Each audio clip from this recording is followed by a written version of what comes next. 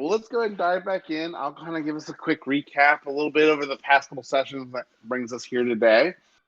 Um, so last session and a few sessions prior, you guys are coming back from a hunting trip where you guys took a few days to enjoy the fall festivals at Todeo on your way to the Tabarente jungle to hunt those displacement beasts that you were hired to grab a few pelts by Viesa, the enchantress in Madeir, as supplies are running low and she has buyers and other things she needs to make to make those things for the guard and other things that are needed by the city. And you guys went out and hunted these down and got what she had requested plus some. Doing the math and evaluating, the gains from your trip, you estimate close to 14,000 gold after you get the other items she promised you for the other good quality pelts that you guys had such a very careful hand on skinning and pulling the pelts from the beast that you hardly ruined any, about one, I think, actually.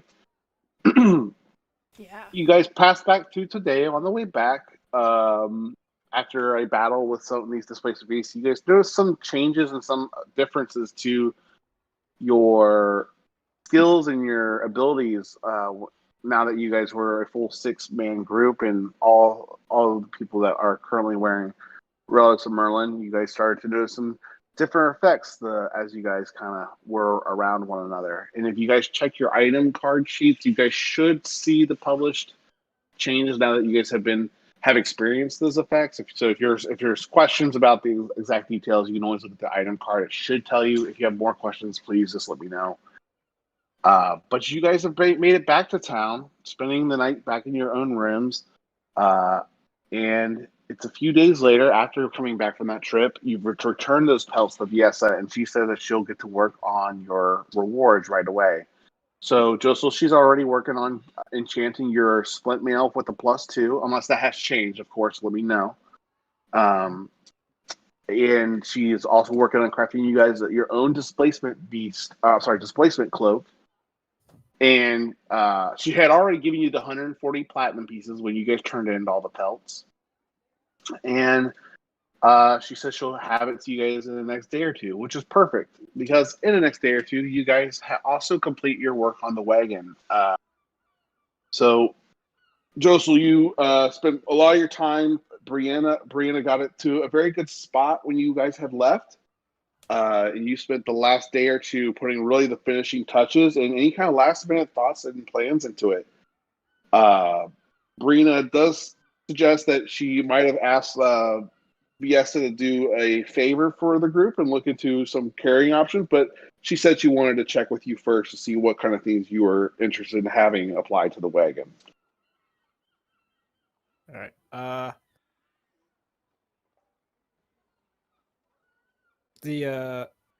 talked about the locks on the doors have like a DC of 20. With the extra stuff that you spent to get the hardened hinges and stuff like that, yes. Okay. With that, on the 2 doors, the one that's going to go to the driver's seat and one that goes from the back of the wagon, I'm going to cast Arcane Lock on those doors. So at the front of the wagon and the back of the wagon to get in and out the front side? Out of the front and out of the back of the wagon. Okay. And that so the DC now is 30. To get in and out of the front and the back of the wagon. Mm-hmm. Okay. And the doors have like a kind of like a window, but it's a carving of a. And let me draw it out. So it's going to be like.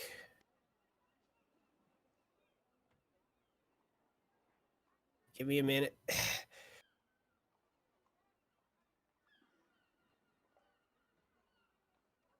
So it's going to be basically like a sunrise, and there's like a bird. So whenever we're inside and if it's like late at night or whatever and it's lit inside, it shines out and it gives off that silhouette of the early bird. Aw. I love Okay. that. That's pretty cool. Make sure to add that to the item sheet if it's not already in there, because that's pretty cool. I don't think it is in there. Let me see. It's under followers, isn't it? Yeah, the early bird. So out of the 140 platinum, did we want to... I think we should start keeping some of our own cash, because I also went through with Silent and cleaned out their group loot from everything that we got in Atlantis. So we have a shit ton of money there. So if everybody wants our own platinum, each person will get 23. Also, is it supposed to be 14,000 or 1,400 gold? 14,000 gold. So then it's 1,400 Oh, Wow. platinum. Thank you very much. That was a mistyped. Good catch. Yeah, it was definitely 14,000. Okay, so everybody gets... That is difference then. Okay, That is a can we huge just difference. type that in chat, please? Because I'm getting a lot of numbers throwing around. There's more zeros on the amount of platinum that we have, as in one Okay. more zero. Yes. Okay, so everybody gets 233 platinum. So 233. 233. I'm going to give the extra 2 platinum to Josel for all the work he's done on the thing. Because why not? Yes. So extra what? An extra 2 platinum.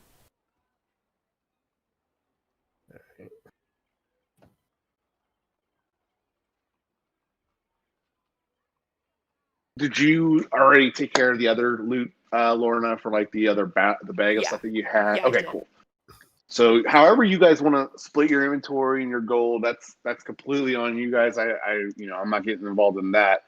I did have a question about one of the items because Lorna, were going over one of the things last night, and it was the oil of etherealness. I didn't know who had that might, so I left it. I suggested we leave it in the bag of holding because I didn't know if anyone actually grabbed that. It was something you guys got a while back. That's a good question. And you guys can discuss. I'm fine. Right now, it's in the bag of holding. If it doesn't jump out at any of you guys, I just imagine it's in there. But just so you guys know, it's in that bag of holding. If you guys want that on your character, then it might be beneficial to grab that at some point.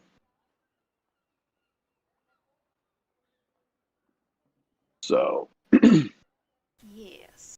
is there anything you guys wanted to do leading up to the final day of working on the wagon, and when BS is bringing the rest of your belongings she promised you guys? Yeah, I want to figure out what is magical about this rock. Oh, the one that you Yes. got from in Tadeo? Uh-huh. The mini rocks we got. Shit. Yes, it would be if you. It's important.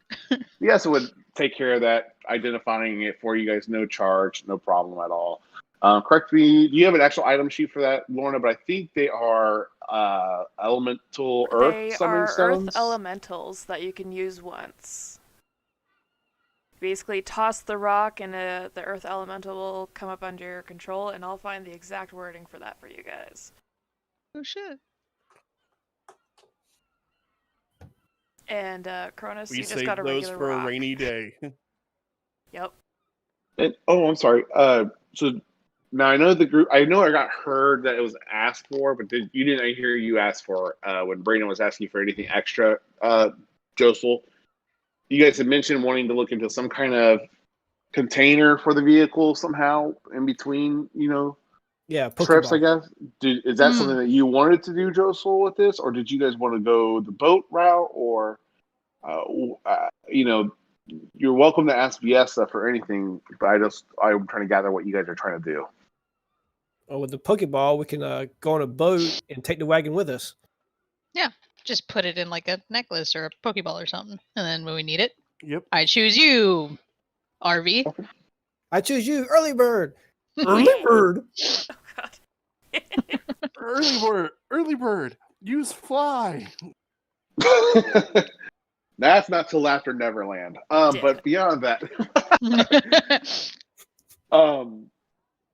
so you guys will ask for some quality of life enchantments to place upon the vehicle, and she's very pleased with the more pelts that she even imagined that you would bring back for her, and such high quality that she even though you guys feel that you've gotten a lot out of this deal, she's getting a whole lot out of this deal too. So she's definitely going to make some accommodations for you to make that happen for you guys, along with some other maybe some other gifts that she's prepared for the group. So and then so you guys figure out the stones. 2 days later, Joseph, you're putting in the finishing touches. You're putting the last bit of varnish. You're staining on the wood, sealing it. It's starting to look cherry. Your hard work, your group's hard work for the last 3 weeks has finally come to fruition. You see that it's everything that you had originally had conceived in your mind, but it's so much more now that it's before you. You're checking on the arcane locks, make sure everything looks good.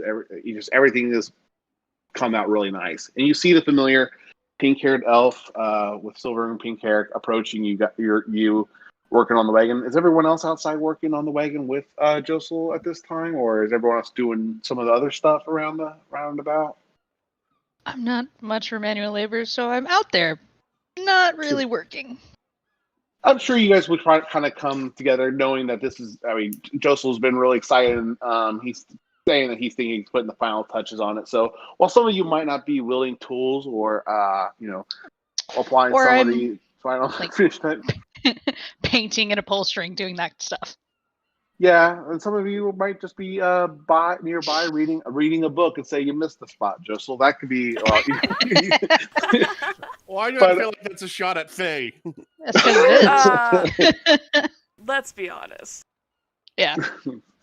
Yeah. So you will all see Viesta start to approach you, and she's got a few assistants helping her. Some dwarves and humans following her. Some objects carried are wrapped in fabric, other objects in a crate, and she's just got this beaming smile as she approaches you. Like she's just very pleased with her work she's done and very happy with what she's able to provide you guys. She goes, my favorite customer is Karuta, my best helpers now. I come bearing the gifts in that I promised you for all the hard work you've done for me over the past few days. I hope you're as excited to see them as I am to give them to you. The first thing she does is unwrap the fabric around a big piece of armor that was there. It is very familiar to you, Josel, as the splint mail that you originally were wearing. And as she kind of hands it to you, you can see how the light kind of reflects off of it again. It has a different shine and gleam to it, not of just the metal and the other polished components on the armor. It's kind of got a magical glimmer, if you will. And she hands that to you, Josel. And as she does make a personal thank you for to just you. And as she hands it to you with a big smile. And she also goes back over into the one of the crates and lifts out another piece. But this one is a kind of a leathery hide, very similar to the hide and pelt that you guys had peeled off the bodies of the displacement beasts. And she presents your group with a displacement cloak.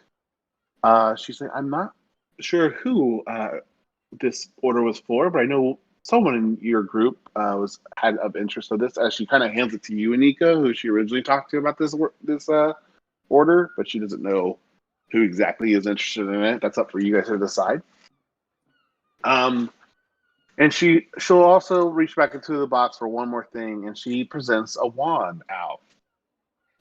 And she hands this to you, Lorna. She goes, I know you had your eyes set on that amulet, and it's just something I couldn't make happen, but hopefully this will help you a little bit. And I'll come back to this and explain this to you in just a moment. But yeah, this is the best I could do, I think, for your predicament.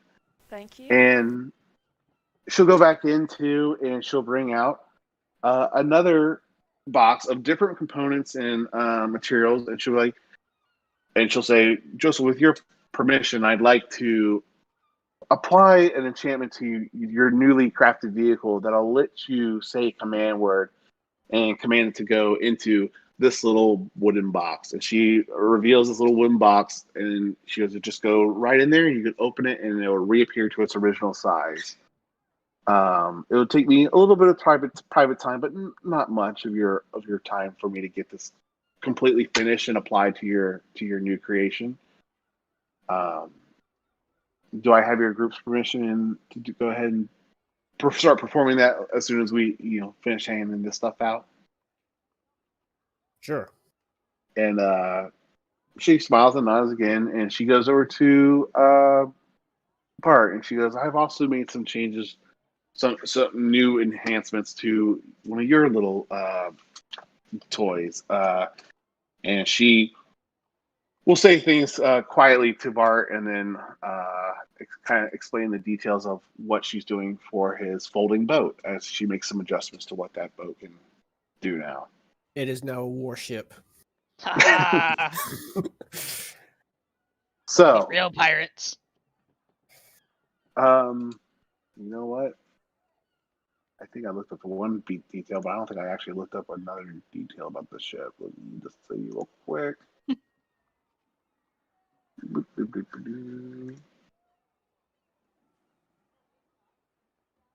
And that will be like after she pulls that out, she'll come back to you, Lorna, and she goes, I was trying to see how I can make that spell work, that non-detection spell to keep prying eyes on Gitsu. The only thing I can recommend to you, Lorna McKinley, is to get to probably a wizarding academy, and they could maybe help you with a more permanent solution to this pact or item that you might have given the hags or might have given to, because you explained. Oh, before I say that, I'm sorry. I do recall you guys told her kind of why you were shopping for that, or did you not share that with her? I don't want to be. I don't remember. I don't think shared we that. did.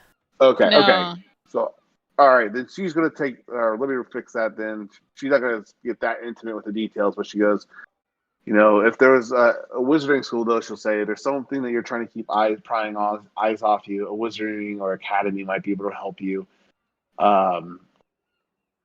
Some high elf magic might be able to get rid of this curse or whatever thing that you're trying to protect yourself from. It's my recommendation. But in the meantime, I was able to kind of get some of the enchantment the enchantment's properties into this wand. Once a day, you can cast the spell of non-detection on one willing target. And she goes, at the end of that day, it'll recharge in 1d3 days. So it may be charged in one day. It might recharge in 3 days, but it just depends. It's very highly unstable. So it was really a trick to kind of get it to apply to this wand in the first place. I hope it helps to some extent for you, but I obviously know it's not a complete solution to your problem. It's better than I could have asked for. Honestly, it's something. So thank you. Right.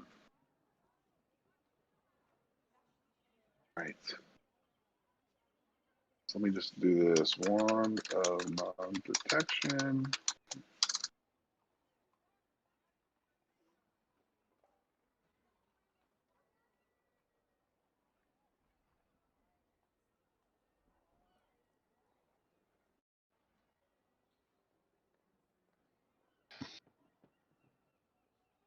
Okay, there we go.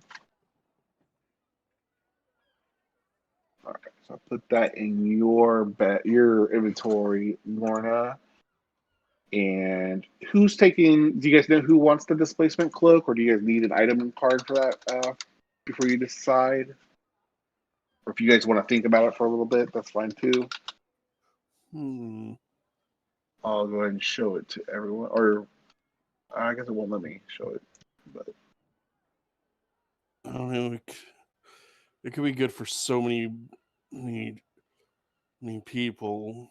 Be good for Mhm. Lorna when she's raging. Give her a bit Eh. of extra defense. Eh. I don't think I need it. Could be good for Josel. Or someone who has to concentrate a lot. True. Could be good for Nika. It could literally be good for anybody. Mm-hmm. Really could. I zoned out. What y'all talking about? Cloak of displacement. Just ain't gonna wear no cloak. What? Don't want to look all fancy?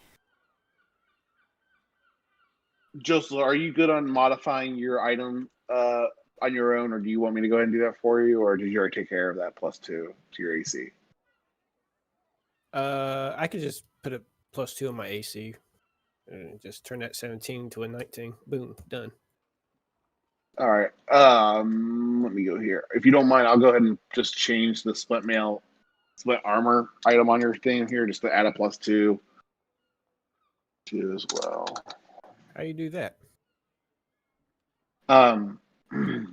So if you go down to there, you should be able to click on the little dot, the information dot next to the item. And there is a mod section there, and the AC says 17. I changed that to 19. Well, you know what? I don't know if that changed it or if what you did change it. Let me see. Oh, nope, that took care of it. So it was at 17 AC before. Now it's at a 19 AC. Okay, cool. Yep, you're good to go there. Cool. All right. And yeah, so afterwards she hands you all your stuff. You guys, she kind of asks for a little bit of time for her and her assistants to get to work on the enchantment on your vehicle to allow it to collapse into that box. So she asks for a little bit of private time so you guys can discuss what you guys want amongst yourselves inside in the inn, or off to the side if you really don't want to step that too far away from your wagon. And you guys can discuss that cloak a little further. Or let me know if you guys want to decide later. Just, I don't want to hold you guys up. So, who wants the cloak?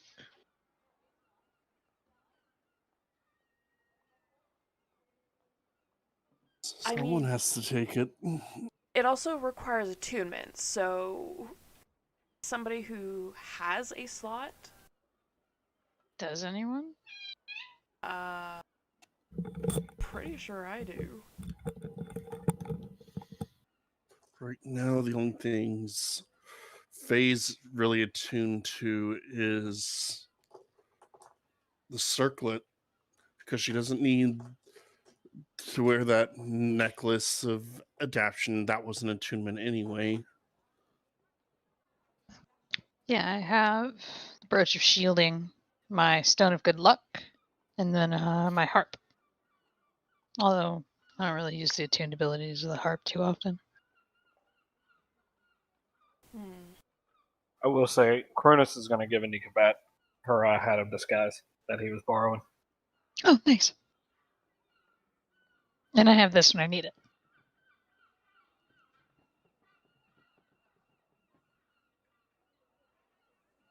So really, anybody could wear it. Yeah. Mm-hmm. Like, I'm just looking, most of Faye's magic items are non-attunement items.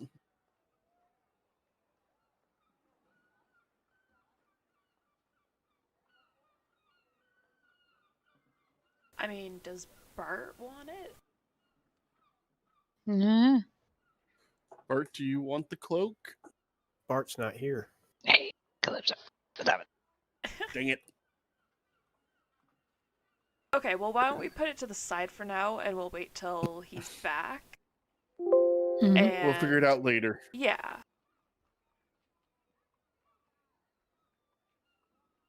That's you guys wanted a displacer cloak, Yeah. and now that you have it, you don't know what to do with it.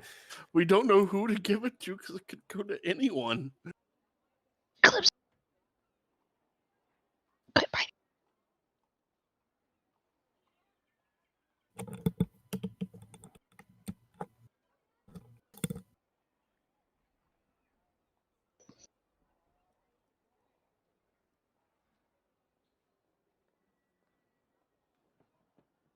So, what is our plan for the rest of everything, basically? We need to get to the tower. Okay. What tower? The wizard tower. Cal's tower. Do we see any recognition on Josel's face when Faye says that name? Yeah. He doesn't seem very pleased. Oh. Do you two have a falling out? Do you know him? Yeah, I know the asshole. Yeah, he was an ass. He was an asshole. I wouldn't do business with him. Yeah, well, he has made a very interesting proposition. Of course he did. The question is, what does he want in return? Study the does want- artifacts. He does want to study the artifacts. Why do you think Tal's working for the Forgotten? Tao is the kind of person who doesn't work for anybody but himself. As long as his alignment doesn't end up with our enemies, I don't see a problem. We need to know where the other artifacts are. He has a solution for us to A, learn about these ones, and B, find where they are. Have you ever thought of why he may want to study these artifacts? Because he wasn't cool enough to stick with Merlin, so now he wants to figure out what he left behind.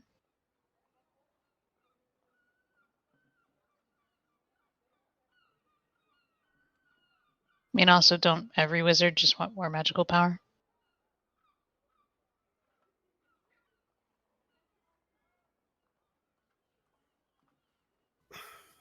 I've seen him try to gain more power and throw people under the wagon to get to it. Well, unfortunately for him, he'll have to kill us to actually keep these artifacts. I don't think he's going to need to keep them. I just think that letting him study them might backfire on us. It might, but do you have an... We don't have a lot of options at the moment. We need to find more before the Forgotten does, and they're like 5 steps ahead of us. Not to mention bigger. So, as long as we know where the wagon is, you can't really throw us under it.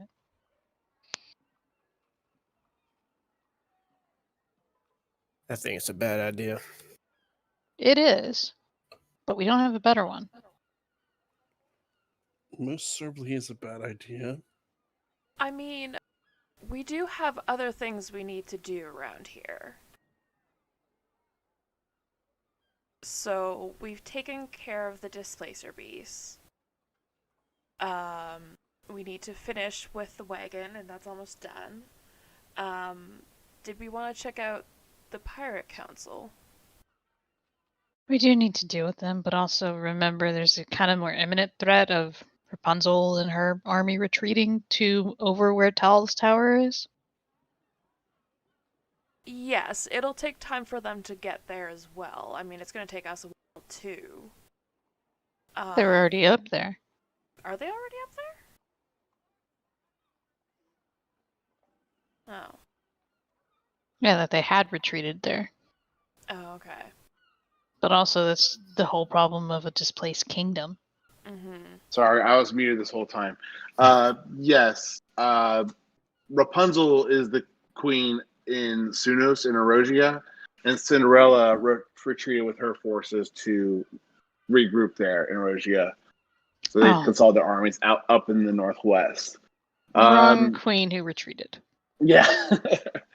But same people involved. So yeah, they retreated that way.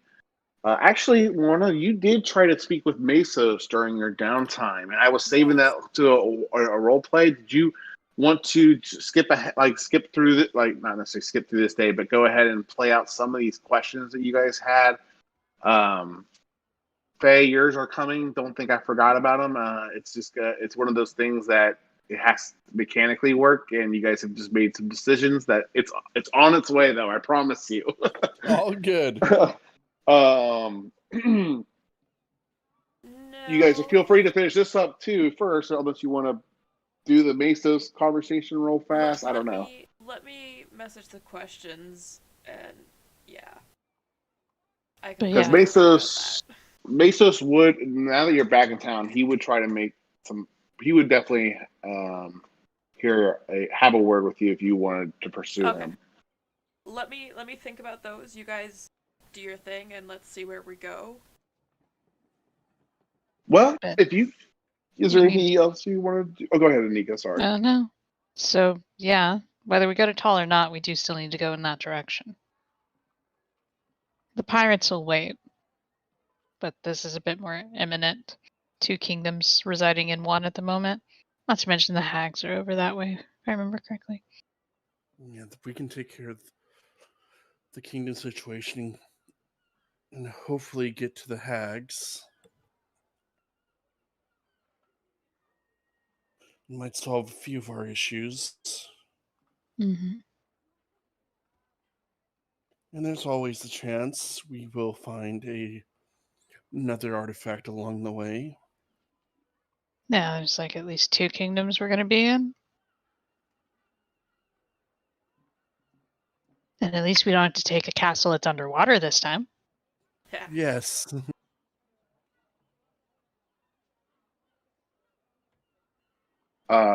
Sorry. Where did you message? Are you still working on this question? That. I completely forgot. Sorry. Although, was Well- there... Joseph, weren't you working on something here? Do we need to stay here and deal with the pirates, or can we go somewhere else? I mean, other than wagon, I'm pretty much done here now. Okay. I'm going. Let's see here. Or Cronus, is there anything that you wanted to do today as well? Like some light shopping, I guess, to go pick up a couple things. Okay.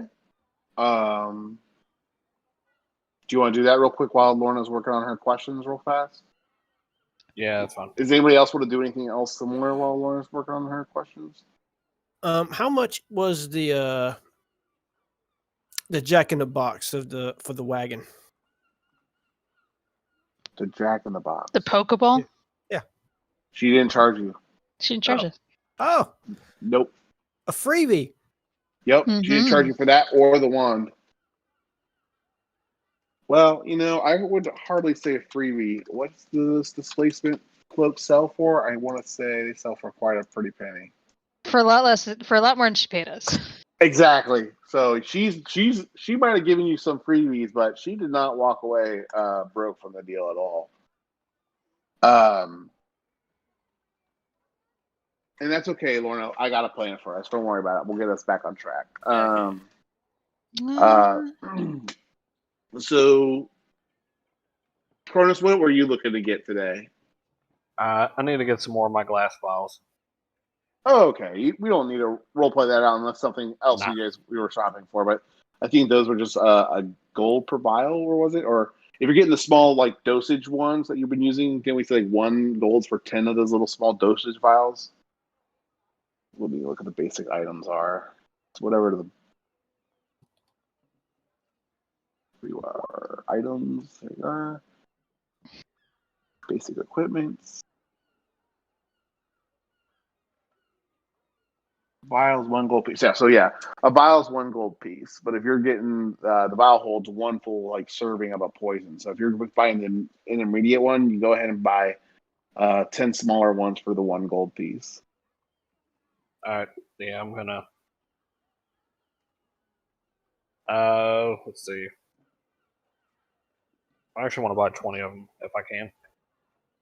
No problem. Empty, small little dosage vials for 2 gold pieces top. So you got 20 dosage vials. Also, can I get a thing of ball bearings? Absolutely not. I'm out of vials. That's only gonna be 1 gold piece as well. Sweet. Don't know why, but I know they're going to be useful at some point. I'm sure they will be a pain in the ass at some point. Yes. Yeah, that.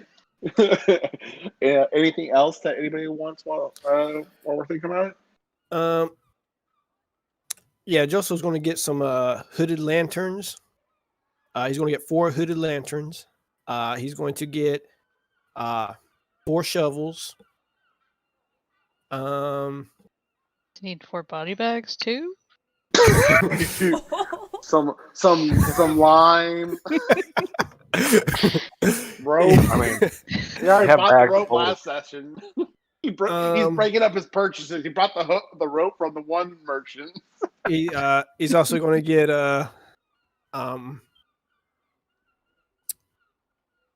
he's going to get crap. The actually, I think the chain came with the wagon purchase, didn't it? Chain? What chain? The chains for the like hooking onto the interior with a pulley on it, and you can like pull barrels into the. You paid the extra cost for all the additional plans that you made. I think it cost you like an extra 100 gold in what it would normally cost to build a wagon. If I remember correctly, it's been a while now, but yeah, you paid for all that up front with Sabrina Garrett. All right, so yeah, I'm just going to get the lanterns, the shovels, and going to get some barrels. I'm probably going to get 2 barrels. Okay. And let's see, 2 barrels, and you know what? Let's get some plates and utensils and stuff. Let's go essentially furniture shopping. You're not going to have any problem buying any of this stuff. So basically what I'm saying is any of this stuff that's especially in the venturing gear, you can find everything in town. It's just it's going to be whatever the cost is. If you need me to give you the cost, I totally can. It's like the barrel's 2 gold pieces. The plates are actually not listed here, unless I'm looking in the wrong spot. I left my PFG. That's okay. What else? You said plates, barrel. What else are you talking about? 4 shovels and 4 hooded lanterns. That's 8. Hooded lanterns is lantern 5, 4. That's 20. So 28. So we'll just say 30 gold. You can get everything. All right. Okay. Yep. So Cronus, did your gold stuff? Anyone else looking for anything else? Just odds and ends while in town. Beer, mead, food. Okay. So if you need rations, beer, meat, actually, you know what? Just for general maintenance, this is a minor thing. But you go ahead if you haven't bought rations in a while, just go ahead and update your inventory. I do not need to count beans here. Just be honest and fair. You have food. You have food. Do we you really have need stuff. rations though? Because we got that thing. Oh, we do. Oh, have that's that true. thing. Yeah, We you know. Yeah. You got Meals on Wheels. What are you talking about? You're good. But it only That's makes 1 meal a day. But it serves up to like 8 or 10 It people serves or a something. ton. Yeah, that's fine. So yeah, leftovers. That's fine. Yeah. Hey, guys, We'll just get some Tupperware. there's 6 of us, and we each get a meal a day. We get to choose. And then we just get a random stranger to choose the last one for the 7th day. Yeah. It's like, Yes! hey, you! What are we eating for dinner? Random stranger, aka God, aka the DM, gets to choose. Sure, we'll cross that bridge. Yes. I mean, at that point, why don't we just get a few scrolls of commune and then just have? Nah. Don't complicate this.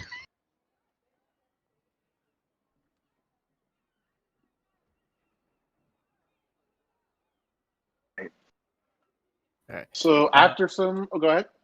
Joseph's going to cast continual flame onto the hooded lanterns, so they'll never go out. All right. But don't worry, because they're hooded lanterns, you can dim them for Mhm. Cronus. Let Cronus is just like, motherfucker. I'm going to cast darkness on the. Hooded lanterns. I think continual flame lasts longer than darkness. Cat, what are you doing? All right. You guys return after a day of shopping, giving Biesa a little bit of time giving you guys time to talk about the displacement cloak, what to do with it. You guys still haven't really come to a decision on it. Bart's being rather quiet about the situation. Maybe he really wants it. You don't know. Maybe when he gets a little bit more chatty about it, you guys can pick his brain about it. You guys do make it back to the inn, and you see that Biesa is wrapping up with her assistants, and she will ask you, Bart, or ask you, Joseph, what do you want the command word to be to make it go back into the box? Go back into the box. Well, open or in or out, I guess. Okay. My 80s is about to show. Early bird, roll out. Yes. Yes. Okay. She will whisper the words into the box, and then after just a moment, you'll see all your beautiful work to start kind of dematerialize and suck into this little wooden box that she holds in her hands. The box in your hands is probably about a pound total. 6 inches to probably closer to 10 inches. I always mess it up, width and length and stuff. It's about a foot wide and 12 or 10 inches in depth. So it's about almost a foot by a foot, but it's a little bit more rectangular, and it weighs about a pound total of the box. Okay. And she'll say to you, just repeat these words and or that command word, and it will reappear for you. She goes, I hope you guys are continue to come on my shop if there's any other last minute things or things I can maybe get for you guys. You've definitely earned a discount in my shop. So please stop by. I have to go to the castle. I've been summoned to work on another very important enchantment that some of their other mages have not been able to quite figure out how to get it to work yet. But I hear that they're close, and hopefully I'll be the pushing force to get it working for them. Hopefully. Yep. It'll definitely change how we can, change the tides of this war. We can get it working.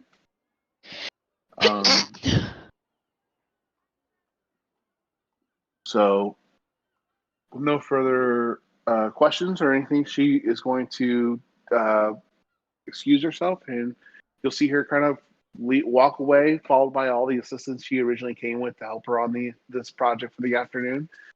And as you guys go into the inn with the box that you have in your hand, you will see approaching you guys is a familiar blue person named Pakao.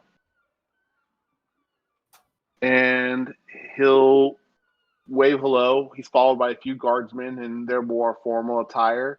And as he approaches the inn at the same time you guys are heading back in, he asks them to kind of stay outside and not overcrowd the joint. And he basically is politely trying to follow you guys in because he has some things he wants to talk to you all about.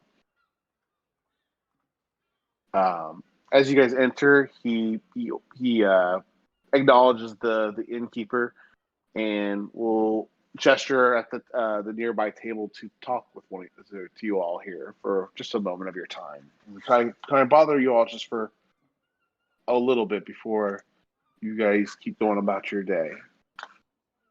Absolutely. I don't think we have that much planned. Well, then this is probably a good time as any for me to come bother you with this. As you probably can tell, since the attack. Distrust in, I guess, feelings has gotten really, really escalated, and the citizens are basically starting to not trust one another as they used to, and there's been a little bit of temperament that we're hoping to quell. But while some council members think this will kind of blow over, others think it's time to look at other more pressing issues, and that is, what are the pirates going to do once they realize that we never killed the Kraken or Ursula as part of the arrangement? Mesos, along with other elves on the council, has been making his opinion very well known to the king and queen, and starting to rally a little bit of support that he thinks that the alliance with the pirates is only short-lived, and once they find out that they're, that we did not complete our agreed upon part of the bargain, that they are going to turn on us. Queen and Ariel and Eric seem a little bit more optimistic than Mesos and the other elves. But they have not heard any word from the council in longer than they care. There's been no outright attacks on any of our state ships, so for the time being, we are operating with the hopes that they're honoring our alliance. But the king and queen in Mesos has ordered a lot of our ships to fall back into the Bay of Espa as a preventative measure against a possible attack from the council, from the pirates and the Caribos. We want to see what their intentions are. If they plan to, basically, what the terms of our alliance are now. We want you to go and negotiate some terms, so that would, Mesos and the others don't get their way to turn against the pirates before they have the opportunity. We figured, since you traveled with Jack Sparrow and with Bart's help, you might be able to seek audience with them easier than one of our own, but we are willing to send some men with you if you think you should need it. But they want to know that you guys can, what the pirates' intention. Do they plan to maintain this truce against the Empress, continue to fight with us against the Empress and Blackbeard, or because of the Kraken no longer being, or the Kraken still living and Ursula still being out in the wild, that they're going to turn against us now? What's our toolkit then? I think originally, for now, the Queen King want to make sure that we're not under attack, or the alliance is still true. No, I get what the mission is.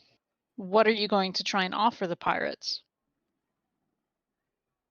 The toolkit, what do we have to work with?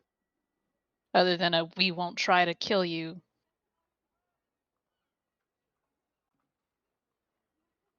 Like, can we offer them free roaming through the waters? Can we offer them no taxes?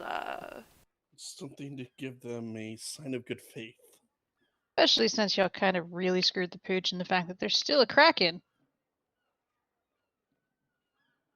And if I were Blackbeard, I would definitely use that against you. We're already going into negotiation on our back foot. We need something from the king and queen to give them.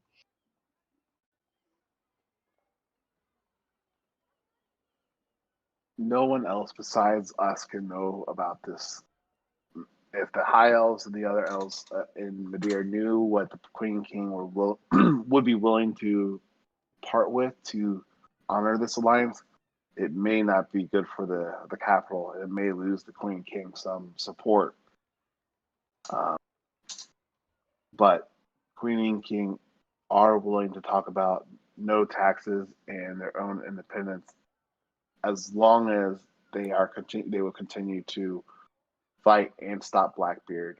It basically comes with the contingent that Blackbeard would be stopped and killed. So, what's your thought on this, Bones? So, Bart, nice of you to join us. Essentially, even though we were planning to go elsewhere, we are being asked to be emissaries from Espa to the Pirate Council to make sure that they help us fight Blackbeard and don't turn and work for the Empress. Well, they're kind of curious if the pirates are still helping, because the agreement is to fight back the Empire and Blackbeard, but that was also that you guys were going to go kill Ursula and the Kraken, which didn't happen. So, will they? Is there something else they could do to keep that balance or that alliance alive? Yeah. So they Yep. want us to make sure that they stick with Espa and not turn to Blackbeard's side. And the Queen and King has privately allowed Taikao to share with just them alone, is that they would be willing to hear, their own independence, free from their taxes. They would not get free domain in their Bay of Espas. That's kind of off the table, but they would be willing to give them no taxation and more independent governance over the islands, under the condition, though, that Blackbeard has to be killed first, or he is defeated first.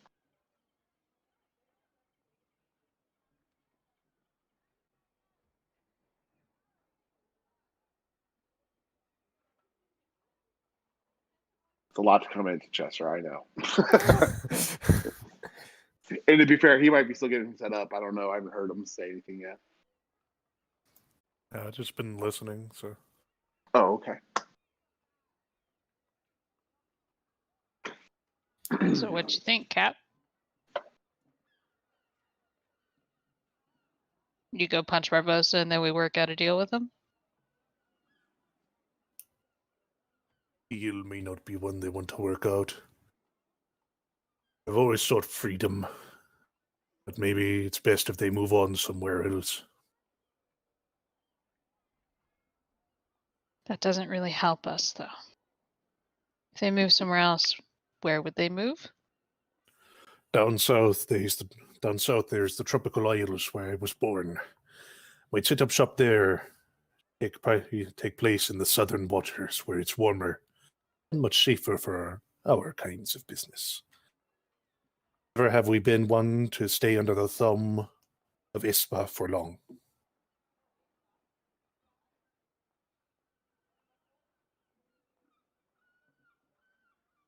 Okay, but we still need their help. Depends on if I can convince him. They won't take the deal.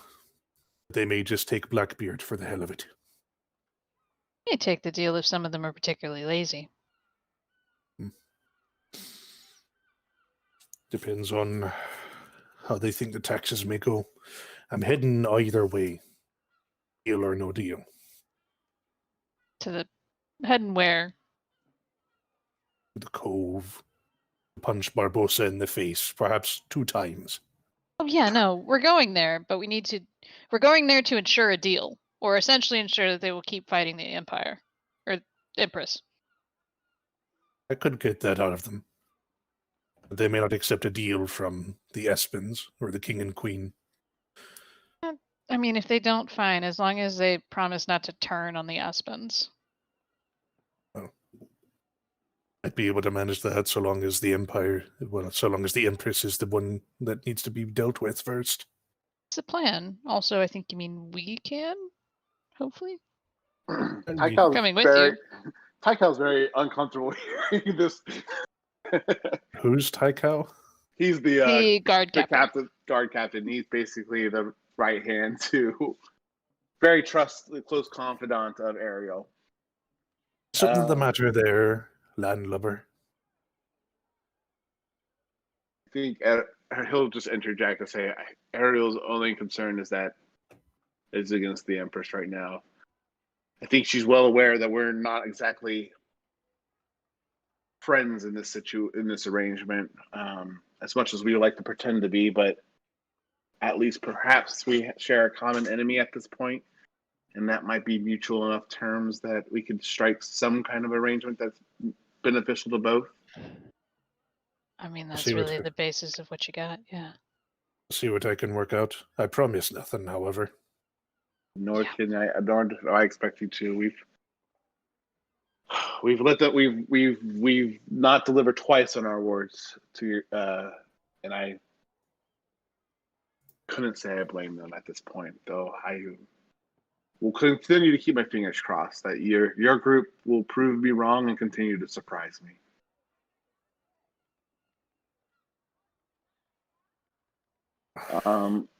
Lit, and then he'll say, it doesn't have to be right this second, but tensions are growing, and the Queen and King are concerned about what to do with their patrols and scouts in the seas.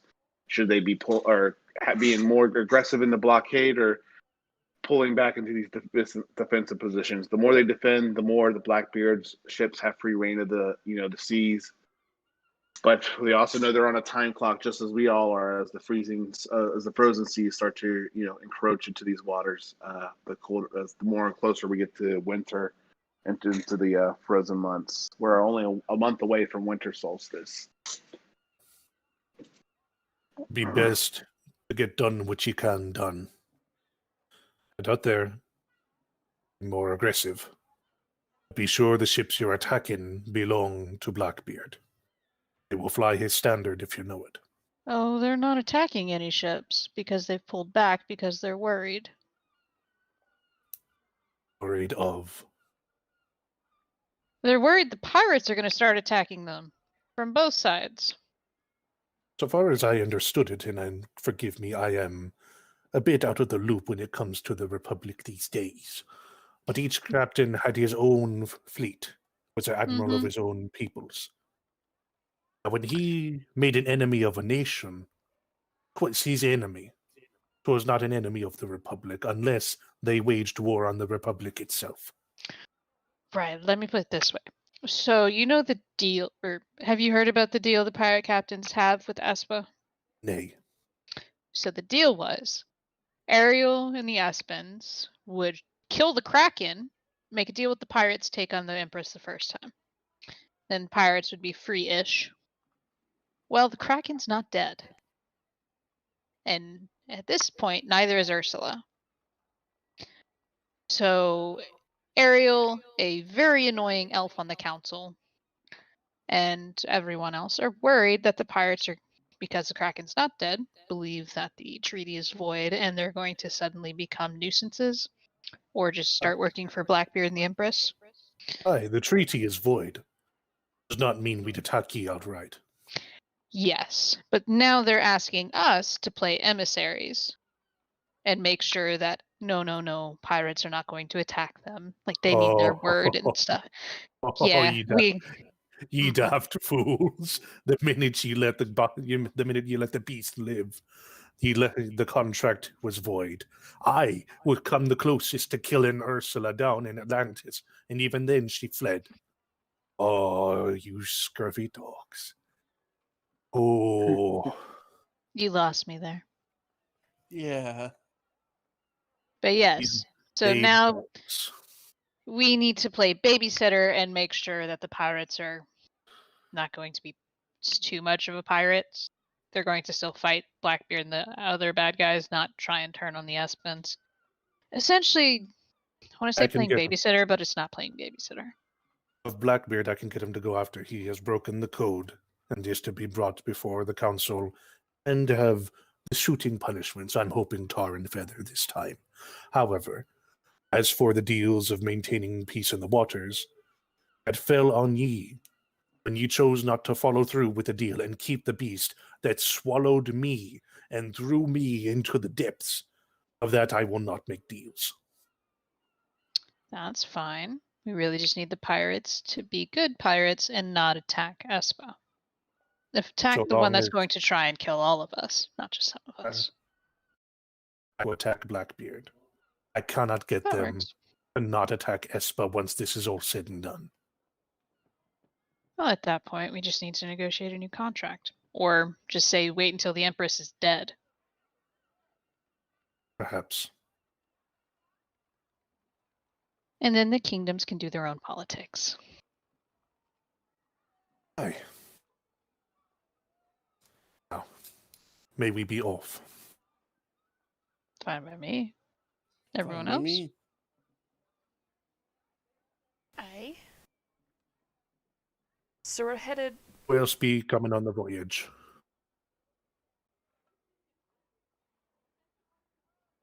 I think we all are. Probably best not to bring too many aspens. Plus, that's more people we have to try to control and make them not talk when it's unnecessary and stuff like that. And I'll not have one on my ship. We take the group with us. We head on over. Oh, Viesa worked on your ship. Don't know what she did, but she gave it to you. Cool. Yeah, I'm still trying to find the naming of the ships. You originally, it was a keelboat before, correct? Or was it a long ship beforehand? It was like a mix between a keel and a longship. Okay. I'm trying to It's see like what you could row it, but it does have a sail for like the keeling. All right. I'm going off this table alone, so I hope this is accurate. So a sailing ship then, that's just purely sails alone, or does it have the rowing capacity, or is it a bigger ship now? Like, I'm trying to find a picture to make sure. A sail ship is like your typical crossing the ocean, right? Yeah, you're talking like Mayflower. Like Mayflower. a Okay, thank galleon, you. galley, yeah. Okay, I wanted to make sure before I said that, but it doesn't necessarily come with cannons and stuff equipped with it right away, right? No, that is the think it exact could. wording of how big the ship is. Or we Sorry. could find cannons that fold, right? I'm sorry, you said that was the exact wording that it does not have cannons in Bart, or it does then. I'm sorry, I didn't No understand. cannons. Okay, that makes it a warship at that point. With the cannons, right? Well, I That guess would. It would be more of a gunboat. It would be more of a gunboat if it had those on it. But this does not explicitly say that it has cannons on it. Gotcha. Okay, perfect. Well, so Bart, you will know after communicating with Viesa that she will grant you the ability to unfold your boat into a sailing ship. You do not need to meet the crew requirements to man the ship. So you can have, if I'm reading this correctly, it says up to 120 people on that ship. Is that you will have some unseen servants on that ship that will do your bidding for you. So that will eat into a little bit of the capacity, but they really don't occupy any space. So, as long as we're not trying to fit an entire village on here, I'm sure there's some flexibility. But you do have some unseen servants that will obey your command while on the ship, and they will kind of work and do as you tell them to take care of it. They will also prepare meals, and other different things for you, and basically follow your command bar on the ship as the captain. So you can control the ship magically with the help of your crew in the sense of steering it and and just magically reducing the amount of crewmen to help on the ship, the physical requirement. So there's that. It will have room, obviously, for your wagon in full size and storage, or in its little dimension box that you guys have gotten now to carry your early bird, or I'm sorry, not early bird. It's early bird. Early bird. Okay, I thought I was going to get it wrong first time. But yes, those are some of the modifications she was able to make to your folding ship, and as a reward for the amount of pelts that you guys were able to return back to her in such great quality. In addition, that you got some platinum pieces for too. Laura, do you still have that breakdown? How much platinum that Bart got? You get 233 platinum pieces. Yeah, I added that in from what the group chat had. Cool. Oh, cool. All right. So it will take you a little bit longer to get there than it did to Tortuga. Well, a bigger ship might mean you get there a little bit fast, just a little bit faster, but it still will take you, overnight. It'll take you at least one night at sea before you get there early in the day. Did you guys want to go ahead and head out and set sail, or is there anything else you guys wanted to do in Madeira before you started heading to Shipwreck Cove? Would I still have the flag standard that I had, or no? You may choose what's flag. So yeah, you keep using the same flag that you had before, which was that your personalized flag, Bart? It should be. Yeah, here it is. And the handouts.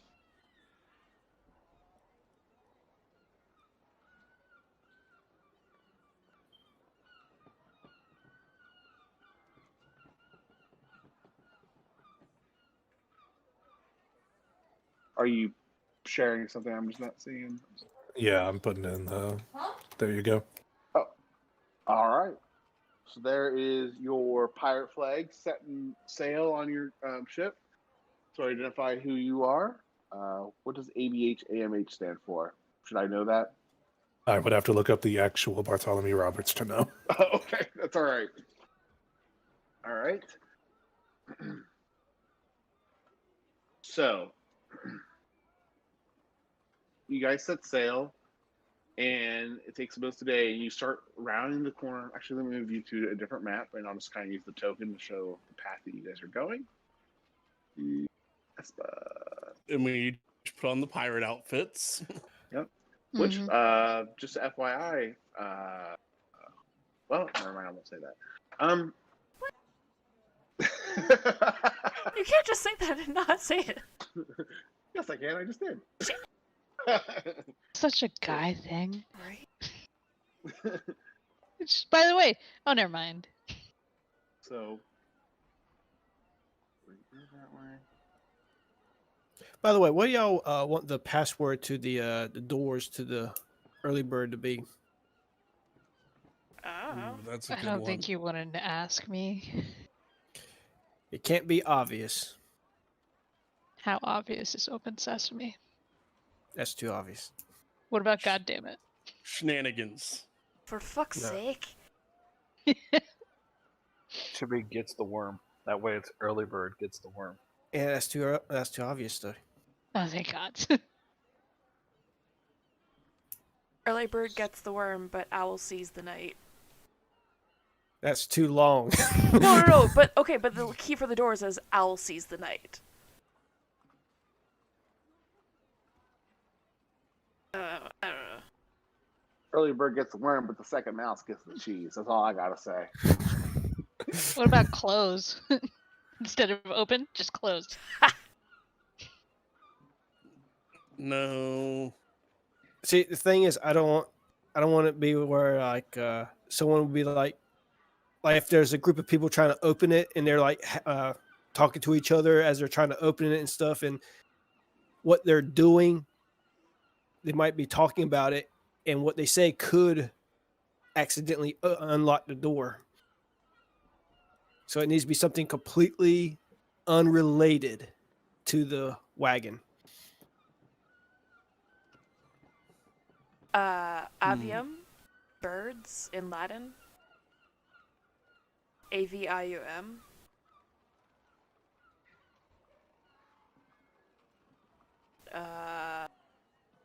There's no Latin in this world.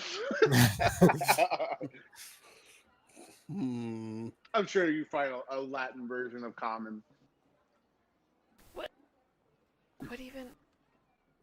There's got to be something.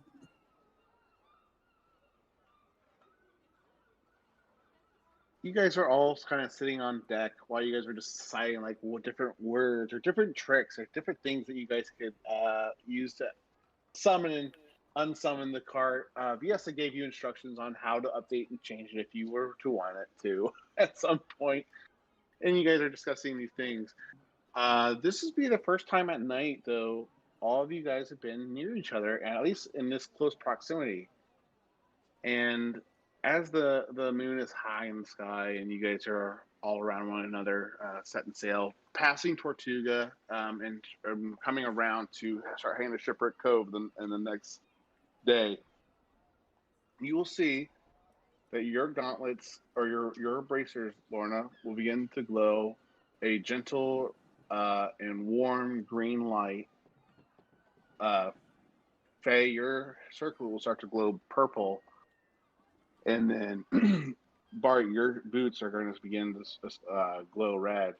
And as you're sailing and on the deck, you will see the figures of your Merlin followers appear before you. What? The first one addressing Yufei, and the rest of them are kind of all quiet but talking at the same time in the sense that like you've been asking lots of questions and we are hearing, but we've been waiting, till we all work together before we can answer those for you clearer as we can. Um, Makes sense. we have some. We are always listening, but as you probably have seen since you've found our old friend Ristel, and it's been a long time since we've been able to travel together once again. That as more of the keys that you find, the more and more stronger we get, and the more impact we can have to help you along your journey. And this is Solana talking to you, Faye, and really the entire group, because Ristel, Solana, and Alayo are staying close to one another. Alayo will look at you, Lord, and says, "You've done very well with the gifts I bestowed upon you." And Ristel will share other similar compliments with you.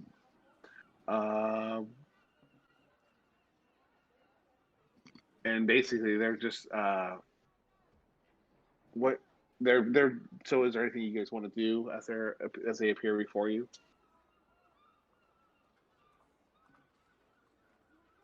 Shit. Well,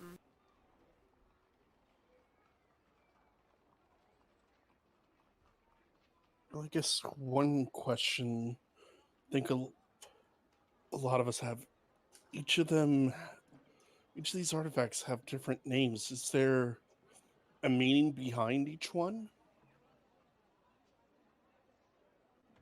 They all mean something special to each of us.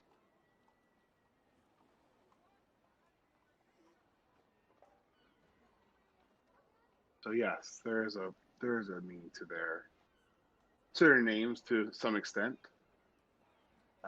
There's definitely a story. Would you be willing to share that story, or rather wait until we have more of the artifacts? Well, I could only share parts of the story with you, myself, Elio, and Ristel. And then Elio will kind of chime up as like, we are more like memories tied to these relics of when we were given to someone to protect.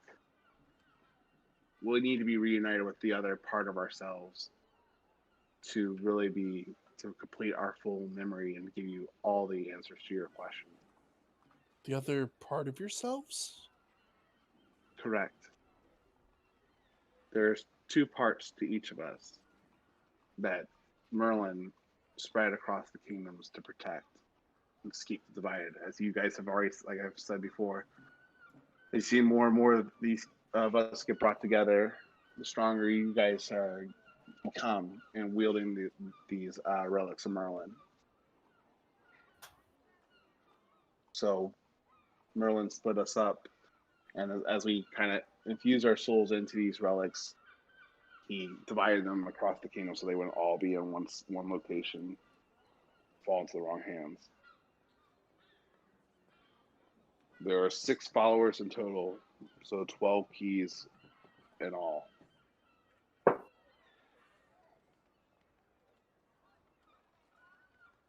So, if we have one half the key, is there anything that we can do to track the other half? I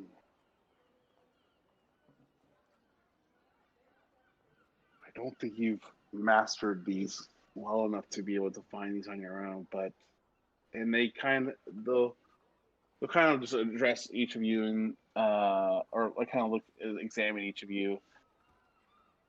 But it seems that one of you is on your way to possibly being able to help you with this. With a little bit more time and a little bit more growth. Otherwise, you would need to find someone that studied with Merlin to probably help you find the pair of these keys. Again, we are essentially memories of when the keys that you have were given to the people to protect them. So what Merlin did with the other key after I was given to Yvonne and then Ristel, so to Triton and Ariel, and then Lila say to Snow White and Eric, or I'm sorry, Snow White and Henry.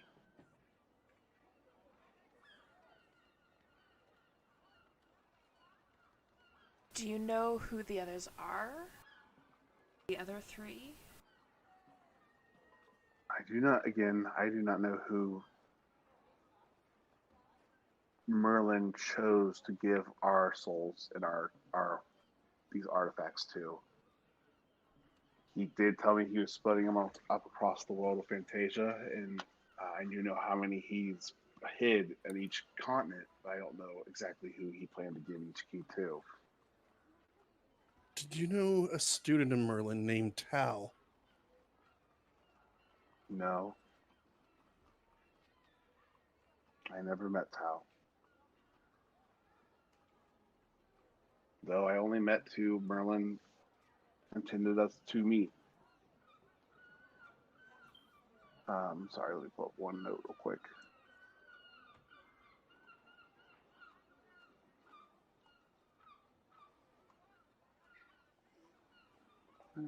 Your questions today.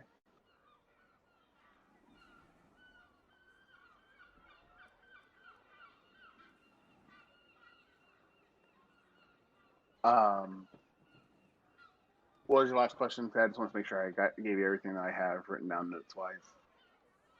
The ones I messaged you about, or the one I just asked? The one you just asked. I'm just rereading my notes real quick to make sure I got it all. Well, I had asked if they knew of Merlin's student Tal, which they said they didn't. No, there's many people that have studied Merlin's teachings and works. These keys, these relics, he only shared. I know with one person, and it didn't go. I only know one person he would ever mention the keys to, and that he would have shared with us, and that was no. There's a reason why Merlin had to share the key or hide who he gave these keys to. It was greed, envy. It would tear kingdoms apart. Those kingdoms that knew other kingdoms had this relic of Merlin blessed upon them. And Merlin knew that if some kingdoms knew that they had relics and the others didn't, that it would create an imbalance and more reason for them to not see the greater good and the greater purpose behind them, and be another reason for them to go at. This part of the big reason why he kept them hidden and only shared it with select people. Let me see here. I know that he said he was going to hide several keys, or let's see here.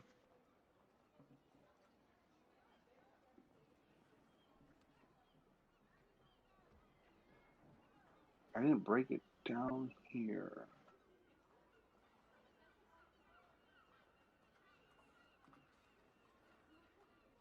That's odd.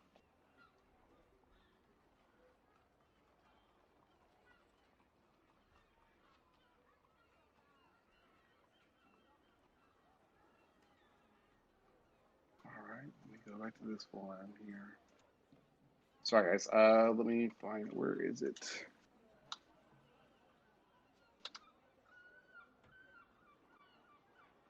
All right. I know that he said he was going to hide 3 of the keys in the Western Kingdoms, 3 to the east, 3 to the north, and 3 to the south.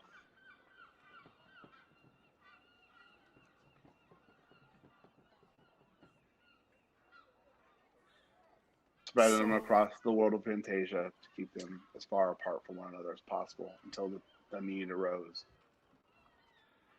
So 3 to the south, 3 to the north. to the east, 3 to the west. I think it's safe to assume we got 2 of the ones from the north, Aye. which means there's 1 more up there.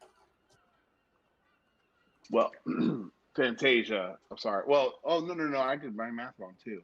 As in all of the continents, not just this one. Sorry. 4 to the Western Kingdoms. Sorry, I messed up.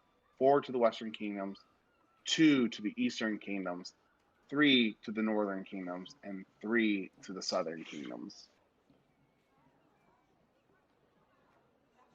So 3 to Zanza, essentially, is what she's not calling them by these names, but you kind of find it odd. She just kind of refers to them as their directions. Yeah.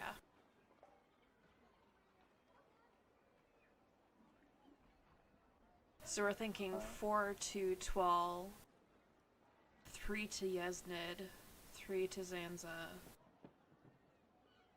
and then 3 kind of in the middle-ish?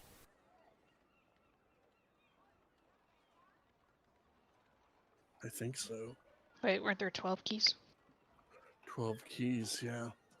So there'd be 2 somewhere, not 3. Sorry, yes, 2 to the east. So 2 in Yeznid.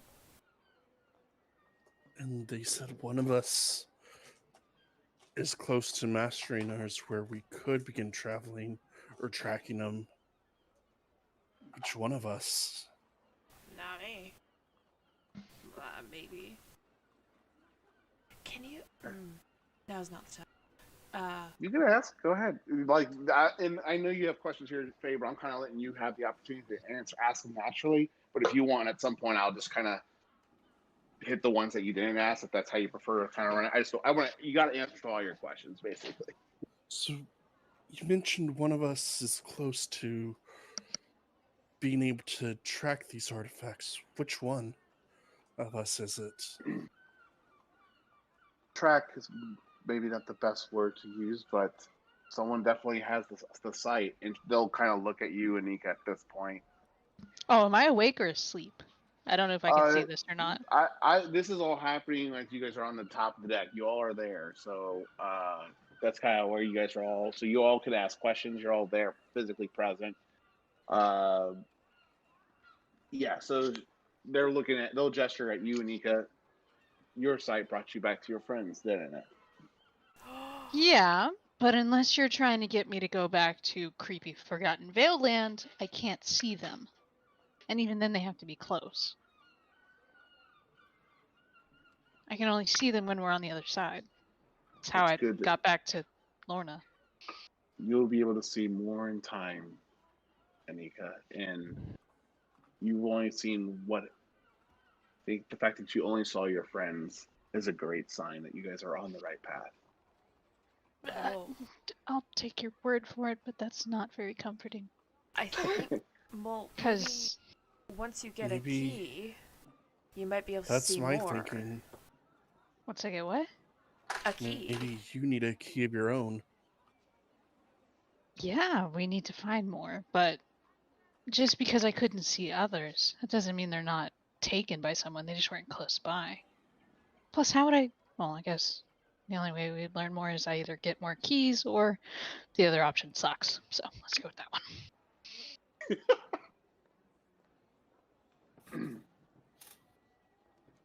There are more keys. So I'm just making sure I covered everything. Did I answer all the questions so far? So yeah, there are 4. There's 1 more key left on this continent, is what she's shared with you guys. Because she said there's 3 to the west, or 4 to the west. I'm sorry, you already have found 3.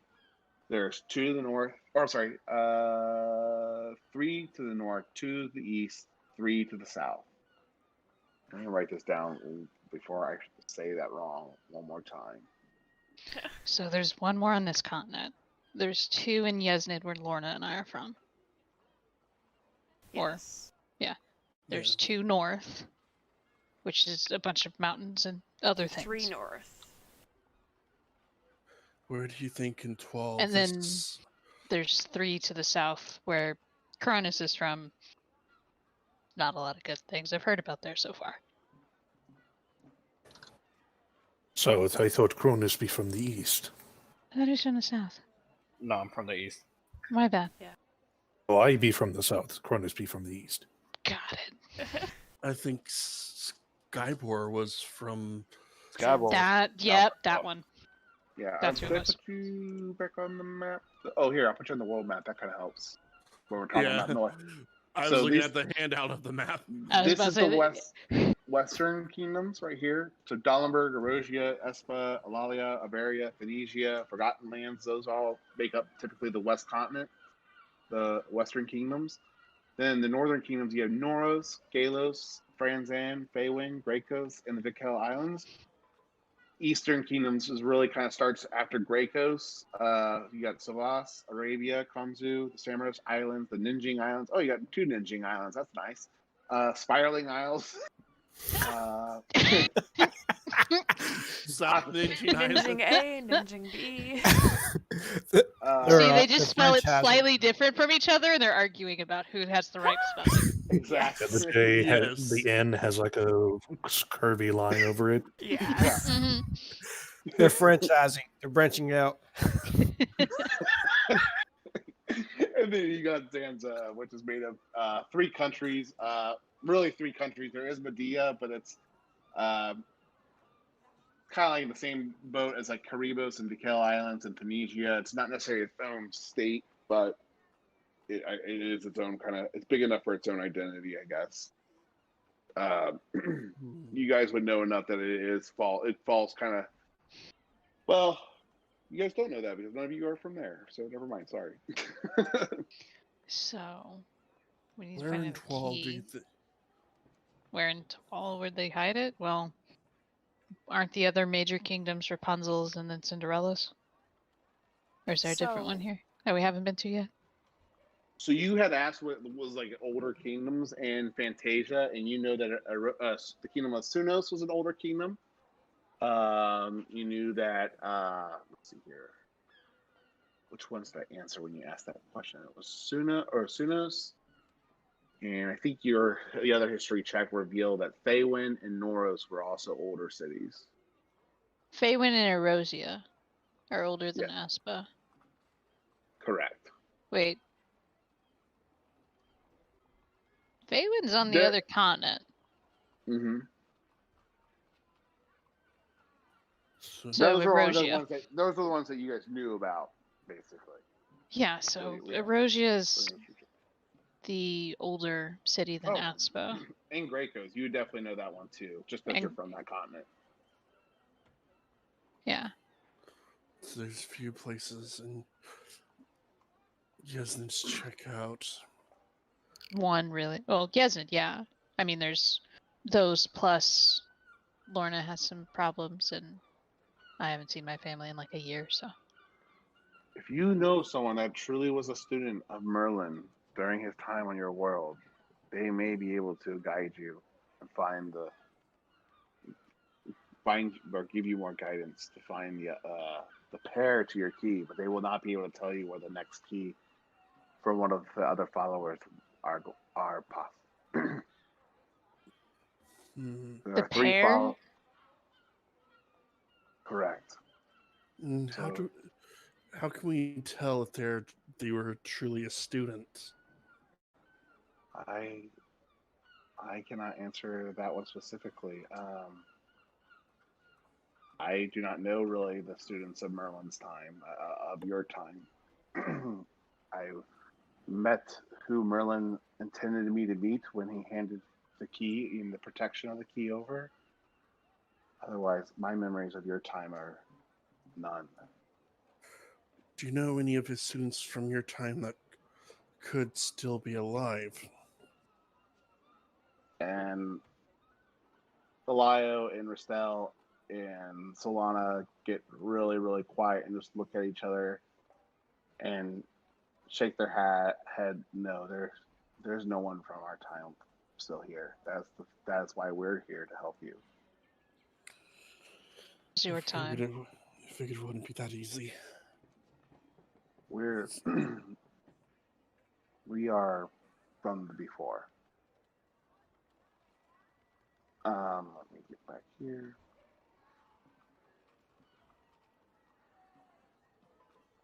She'll say,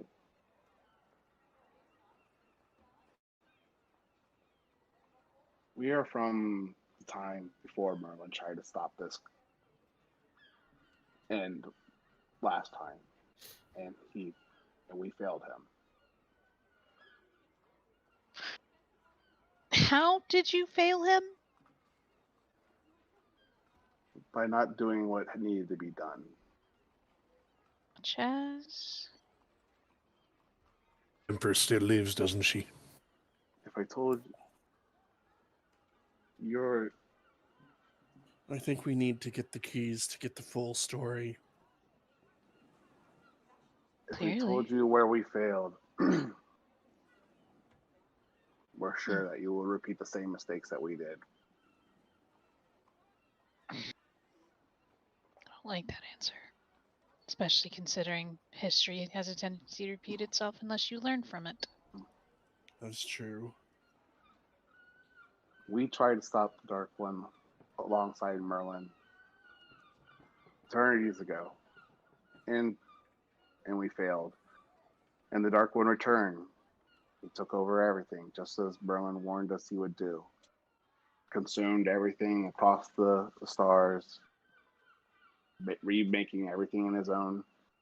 And all those that he promised power to rolled over their lands for ages, till he finally completed his cycle.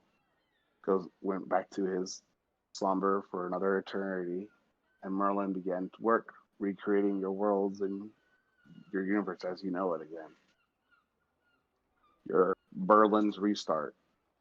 Everything is Merlin's redesign, recreating, trying to stop this cycle from happening over and over again.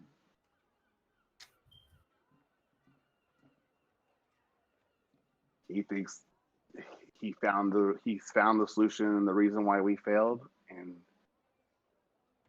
probably is the reason we failed is probably the reason he chose this approach, not to get too close to you at all.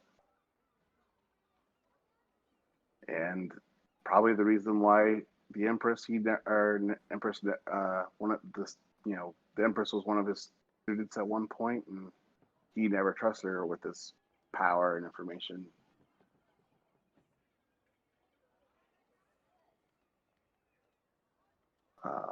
Let's see here. You asked if our names of our,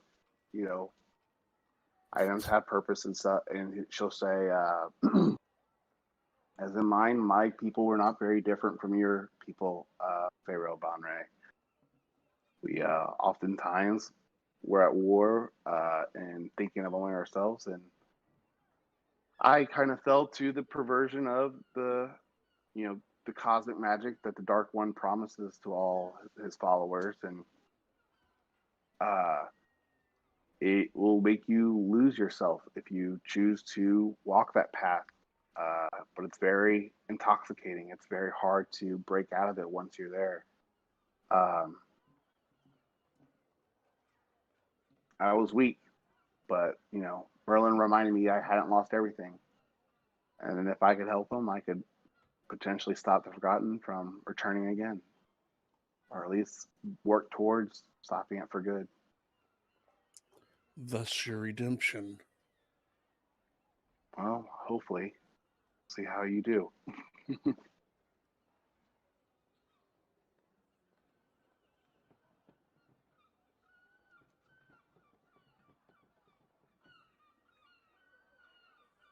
This adventure is bigger than all of you, I know, and it's asking a lot of you. But without, if Merlin's wrong, then we've all failed and we're doomed to repeat ourselves once more. But if he's right, and his plan, if everything is in alignment as he, foresees, then hopefully you might just have the edge you need to complete what we started.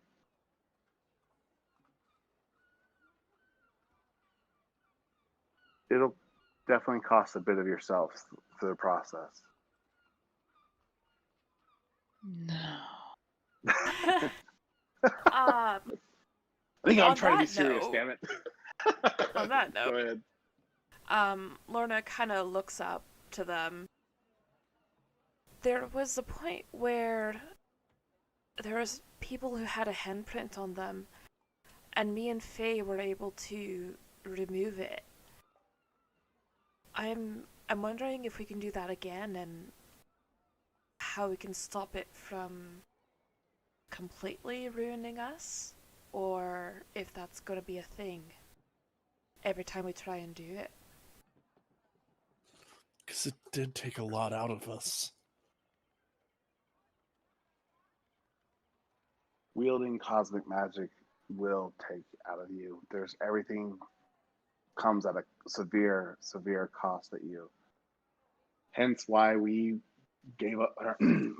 We basically paid the ultimate sacrifice so that you could wield these keys and artifacts without the same sacrifice that we had to make.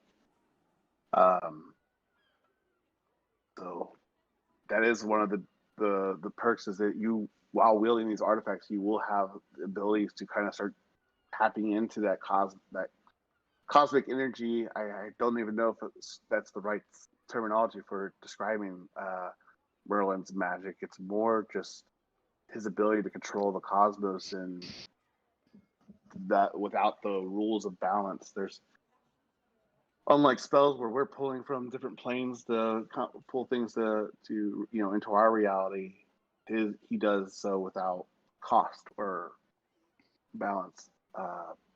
Anyone else that promises such power, they don't have the same ability. That's what happened to all these lost souls, all the forgotten souls. These are people from before that made the same arrangement, and after the Dark One's reign ended, they wander around till his return comes once more.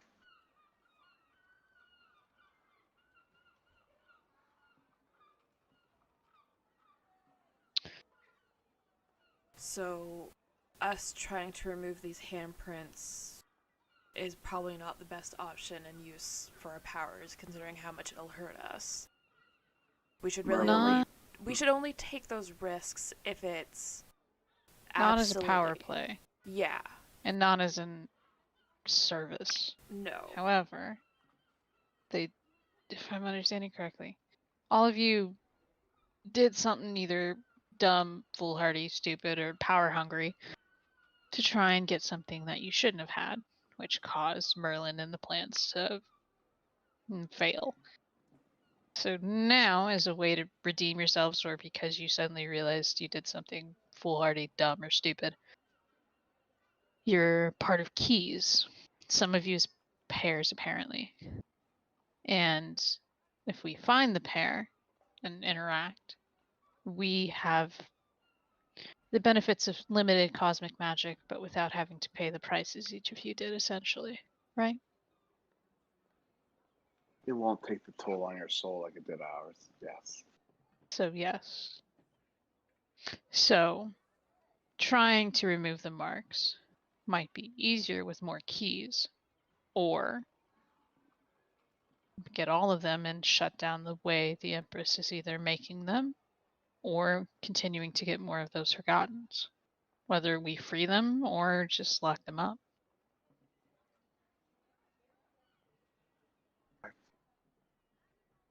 Key can open and shut a door, can it? Souls are his already, once marked and once claimed, unless you guys choose to override that or remove that curse upon them. As long as they have the curse, they are going to join the rest of the Legion of Forgotten, and they will continue to serve him as he returns.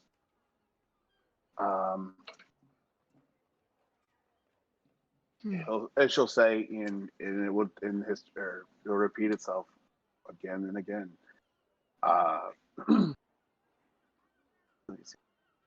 Just as we followed Merlin, though, there are those that the Dark One leaves behind, bring his return quickly when it is his cycle time to come back. And I'm sure you've already met some of them, such as Quill.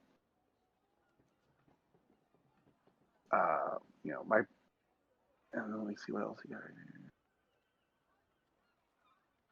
Yeah, so she's just sharing more information about, people that claim allegiance and take the power from the Dark One, they're definitely given everything that they're promised in regards to power. This power, this ability over the laws of nature, and even agreed upon laws of magic, and they're given everything they're promised through the Dark One. But the underwriting is, once the Dark One's eternity of darkness comes to fruition, they'll be almost close to gods in this plane, until his power eventually has nothing left to consume, and he must go back to his eternity of slumber once more, where Merlin then rebuilds the entire universe at that point.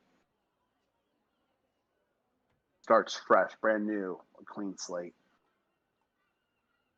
It's a game of chess, and Merlin's been losing a lot. More than new pieces. New strategy.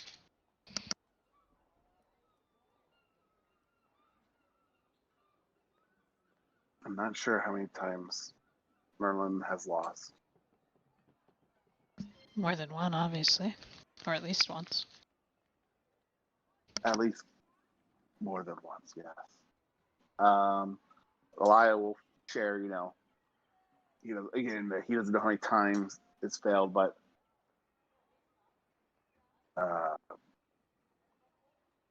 Merlin hid things from them as well, or not hid things. That's the right word for it. It's kept things from us because he knew that we would not be able to. If we would have known the answer right away, we would have probably not have taken them as far as we did, or we just might have not acted the way we had to act. Knowing our fate almost, which would have changed our future. And he's right in a lot of ways. Did you guys have any other questions, or anyone else from the group? Like, anyone else have anything to ask that haven't asked anything in a minute? No, I think I'm good for now. Okay, Josel or Cronus or Bart, do you guys have anything? Nope. Okay. Nope. And so they'll, if there's no other questions, they'll kind of look up and they'll see that it's getting to be later and later, and their time is short, and they'll look at you and say, "You bring the keys together like this at late in the evening, under the open sky of a full moon. Then they'll be able, or not full moon, but just open midnight sky of where you can see the moon. It's not covered by clouds and all that. You can actually see it. That they will be able to return to answer your questions and talk to you again, but you will need at least 3 keys to call them once more.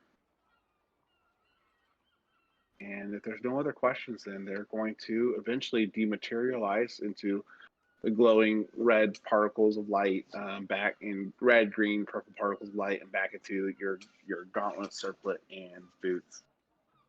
And you guys are left alone again on your ship with your unseen servants. Bart still walking around doing their chores. You see one servant mopping the deck. Well, I guess you don't really see him. You just see the bucket and the mop moving. No, unseen servants have a physical appearance, don't they? Don't they? I think don't they have the like caster can see. I think the Sort caster of, kind of. I don't think they would, because that's the whole point. They're unseen.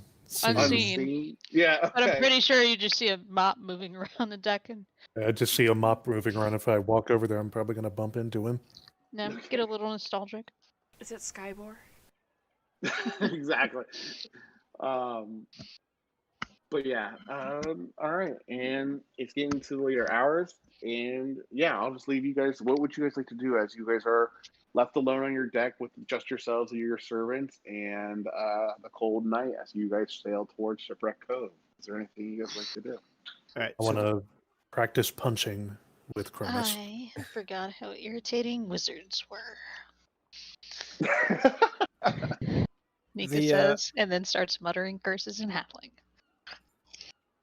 The password is submerge. Yes. To open the doors? Yep. Makes sense. Because who's going to say that? It's true.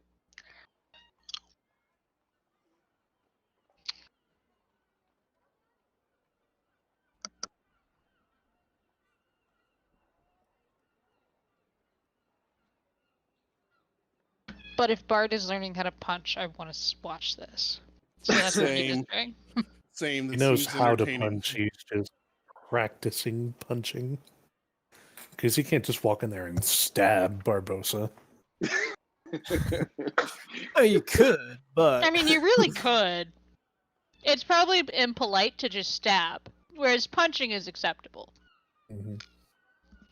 You just need the right punch. Exactly. That's why I'm practicing with Mr. Punch. Guy who punches you and there's poison. Yeah, I don't recommend doing that to the pirate captain. But outside of that.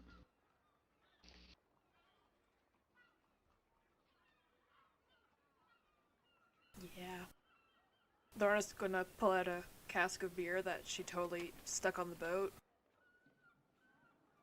Anybody want a Okay. drink? Yes, please. I think we needed after that. Yeah. She'll start pouring a whole bunch of drinks for everybody. Faye, did I answer any question or all your questions, or were there any that you wrote that I did not answer in that session? You answered a good portion of them, I believe. I'll have to double check. Okay.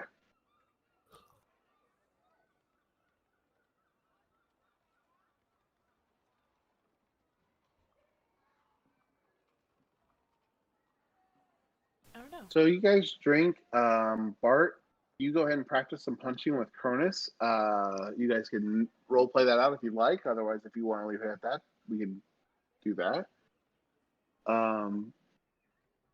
Few sparring sessions, or just practicing the follow through, just to make sure that when you get there, that your punches is going to be close to perfect as possible. It's going to make an impact.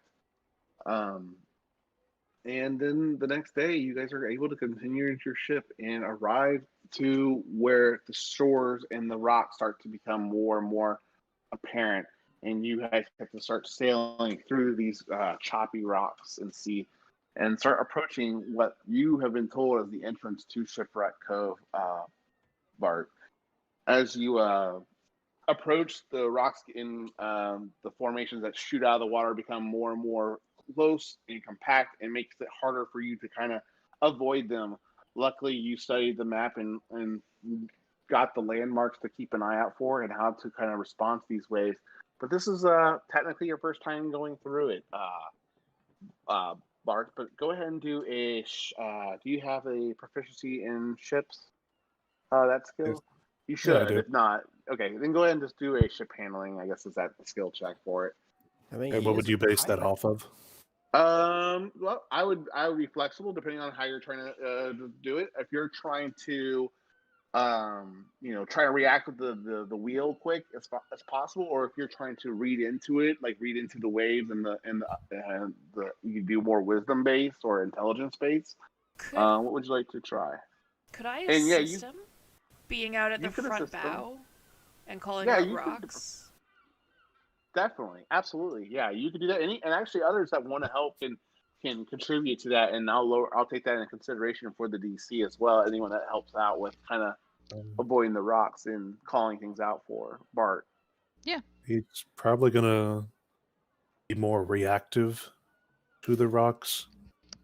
Kind of like, off the port side, immediately turns, or sees one coming up, turns when there's like a wave pushing outward.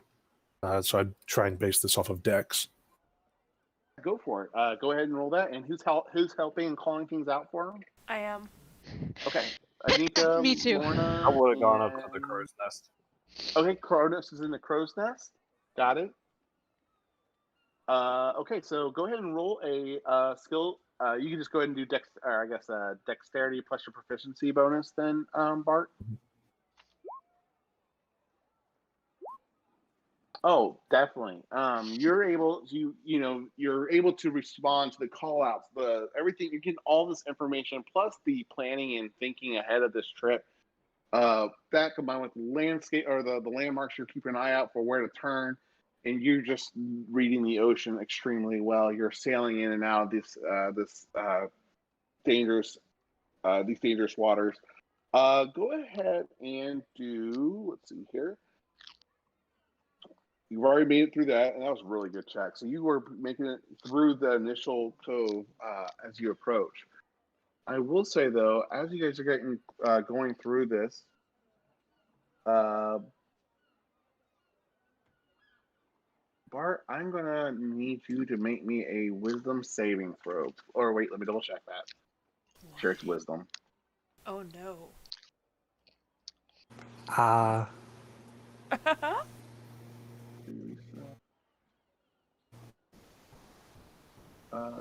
Where do I put it?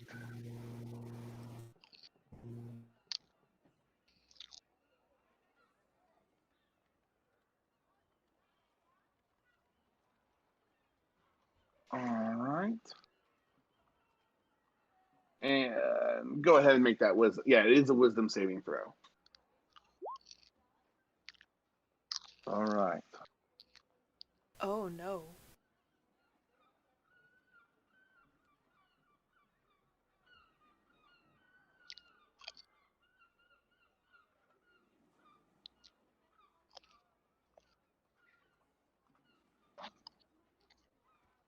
Okay.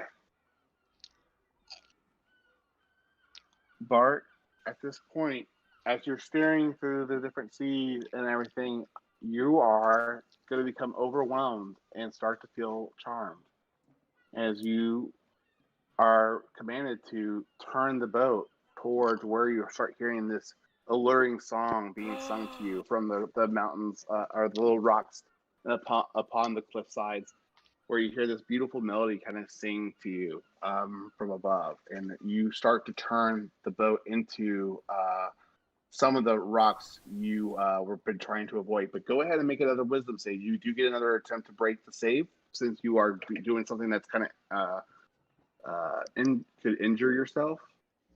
So, so you continue to steer the boat. So Lorna, and as this is happening, the rest of the group, you guys start seeing the boat. Anika, Cronus, Lorna, everyone's been calling things out. Bart? And it's been going so well, you start seeing the boat veer, and What your are you boat doing? is starting to head towards a rock formation. I Probably a good 30 seconds to a minute out ahead of you, and your boat is kind of making a direct line towards it will right now. dash to the back of the boat. I will run as fast as I can and grab a hold of the wheel over top of him and try and steer us away from that. Roberts, what the fuck is wrong with you? Bart, what are you doing? Bart? It be there in the rocks. Taking a look. Can I No. see anything? Same. And can we hear anything? Yes, you all will start hearing this beautiful singing coming down, and actually, it's getting really closer instead of it being off in the distance, and that's where coming from, like behind you, Bart. When you first heard it, it's getting closer and closer, and I will actually need everyone on the boat now to make a wisdom saving throw for me. This is a charm effect, correct? It is a charm effect, yes. I have advantage on the save. Okay. No. Yep.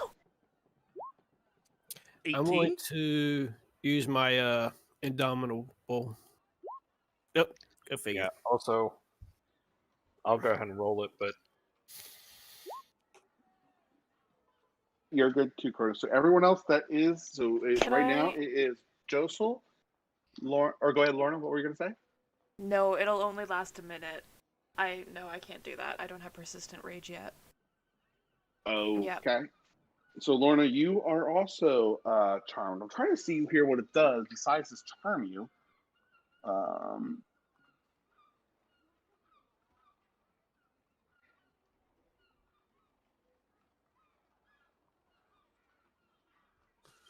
I'm trying to see if I got anything I can help. Would I recognize Actually, this as a charm? Okay, all right. How's this between? Would I? So, you would notice the song. Go ahead and do an Arcana check, I guess. Okay. Actually, I'd just go based on. Bart's always been talking about the damn sirens, so. Oh yeah, shit. That's Faye knows true. all.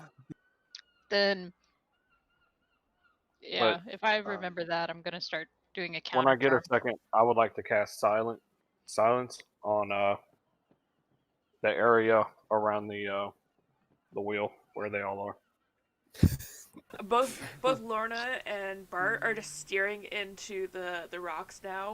Both just holding the wheel, like, yes, let's go into the rocks. Well, that's kind of where I was. You would have been charmed before dashing up there. Then. Oh yeah. You're still heading there, Okay. so you're tempted.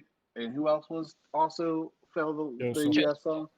Just Josel. So. Ooh, Lorna's going to the front of the ship.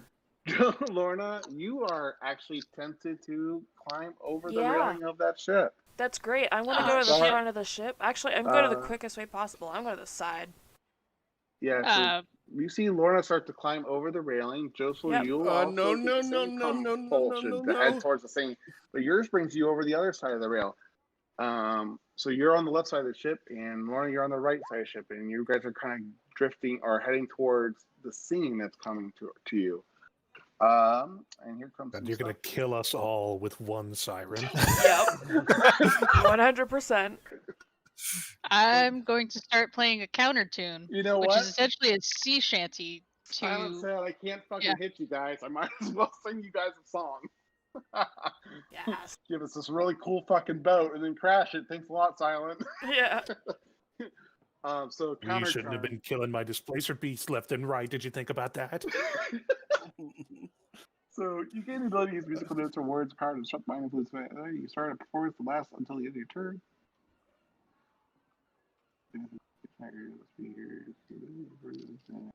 Do I try All right. hitting them, Anika? Maybe that'll help it. So go ahead and Can't hurt.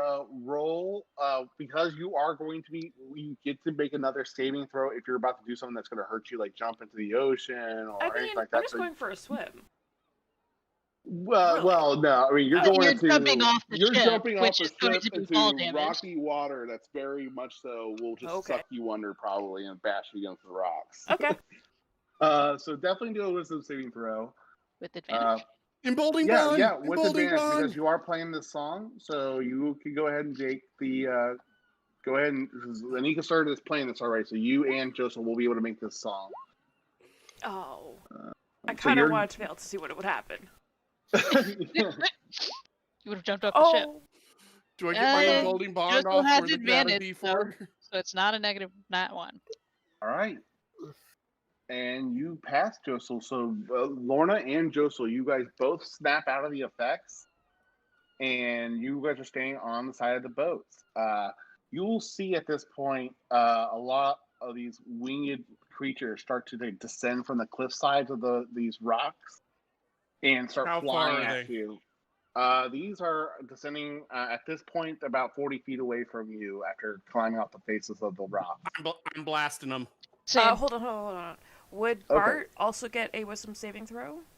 Yes, he did, and he succeeded. Yep, you both are kind of awoken at this point.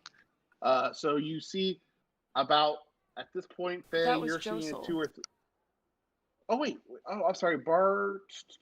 He failed his other. Oh wait, but he broke the song, right? Because the silence. You cast the silence on that, right? Yes. Yeah. Cronus.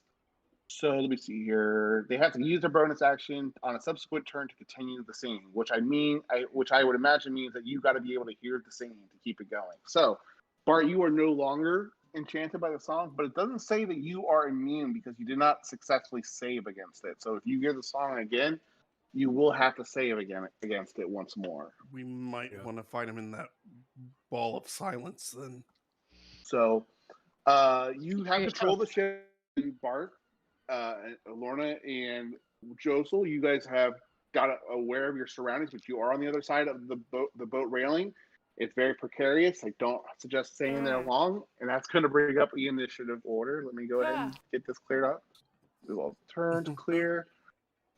All right, guys, go ahead and roll your initiative if you Can don't you- mind. We Can you need move us? tokens. Yeah. Oh, you need tokens. Theater of the mind. Let's go ahead and just do. Go ahead and grab your tokens there and re-roll initiative. And I'm trying to get the music. Yes. Look! Look! Yes. Oh my god! Yes. Fuck yeah.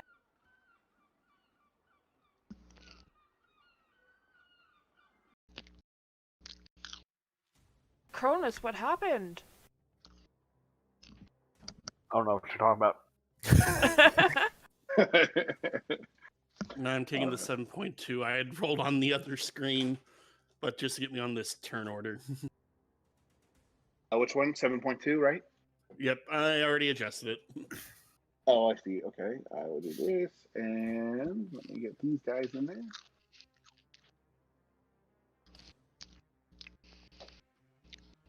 I guess I have to bring it into the character sheet first. Let's bring it. All right. So you see these winged,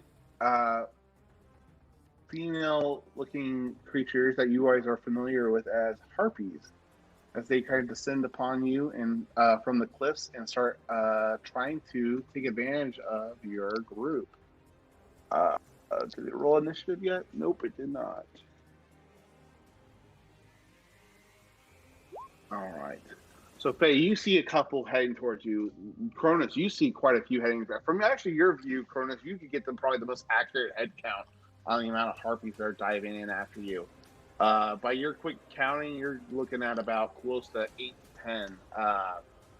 Lorna, it's going to start us off with you as you're standing on the other side of the railing.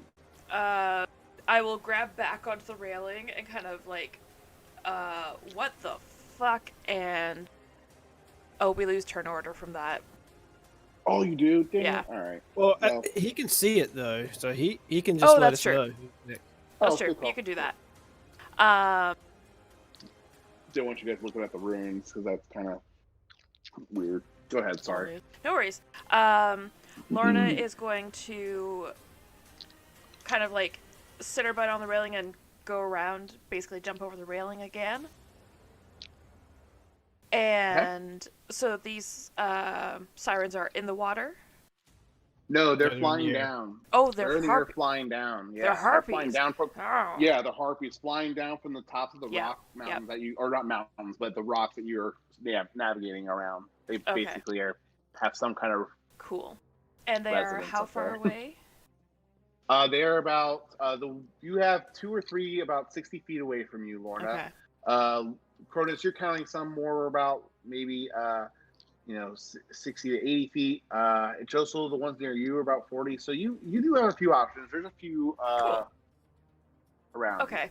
On that note, I will go into a rage. Okay. Not a frenzied rage.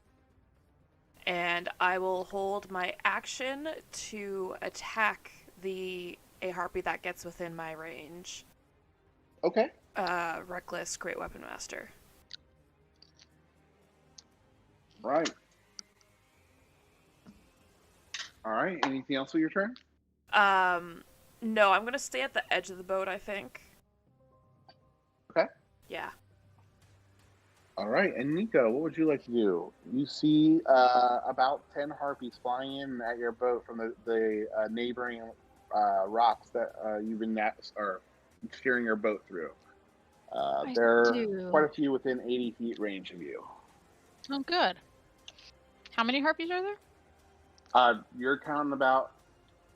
Well, go ahead and do a perception check, because where are you looking at? Cronus says, "Yeah, I mean, if you guys know what's upon you. You're taking the time to count. So yeah, you know there are 10 harpies descending upon you." Okay.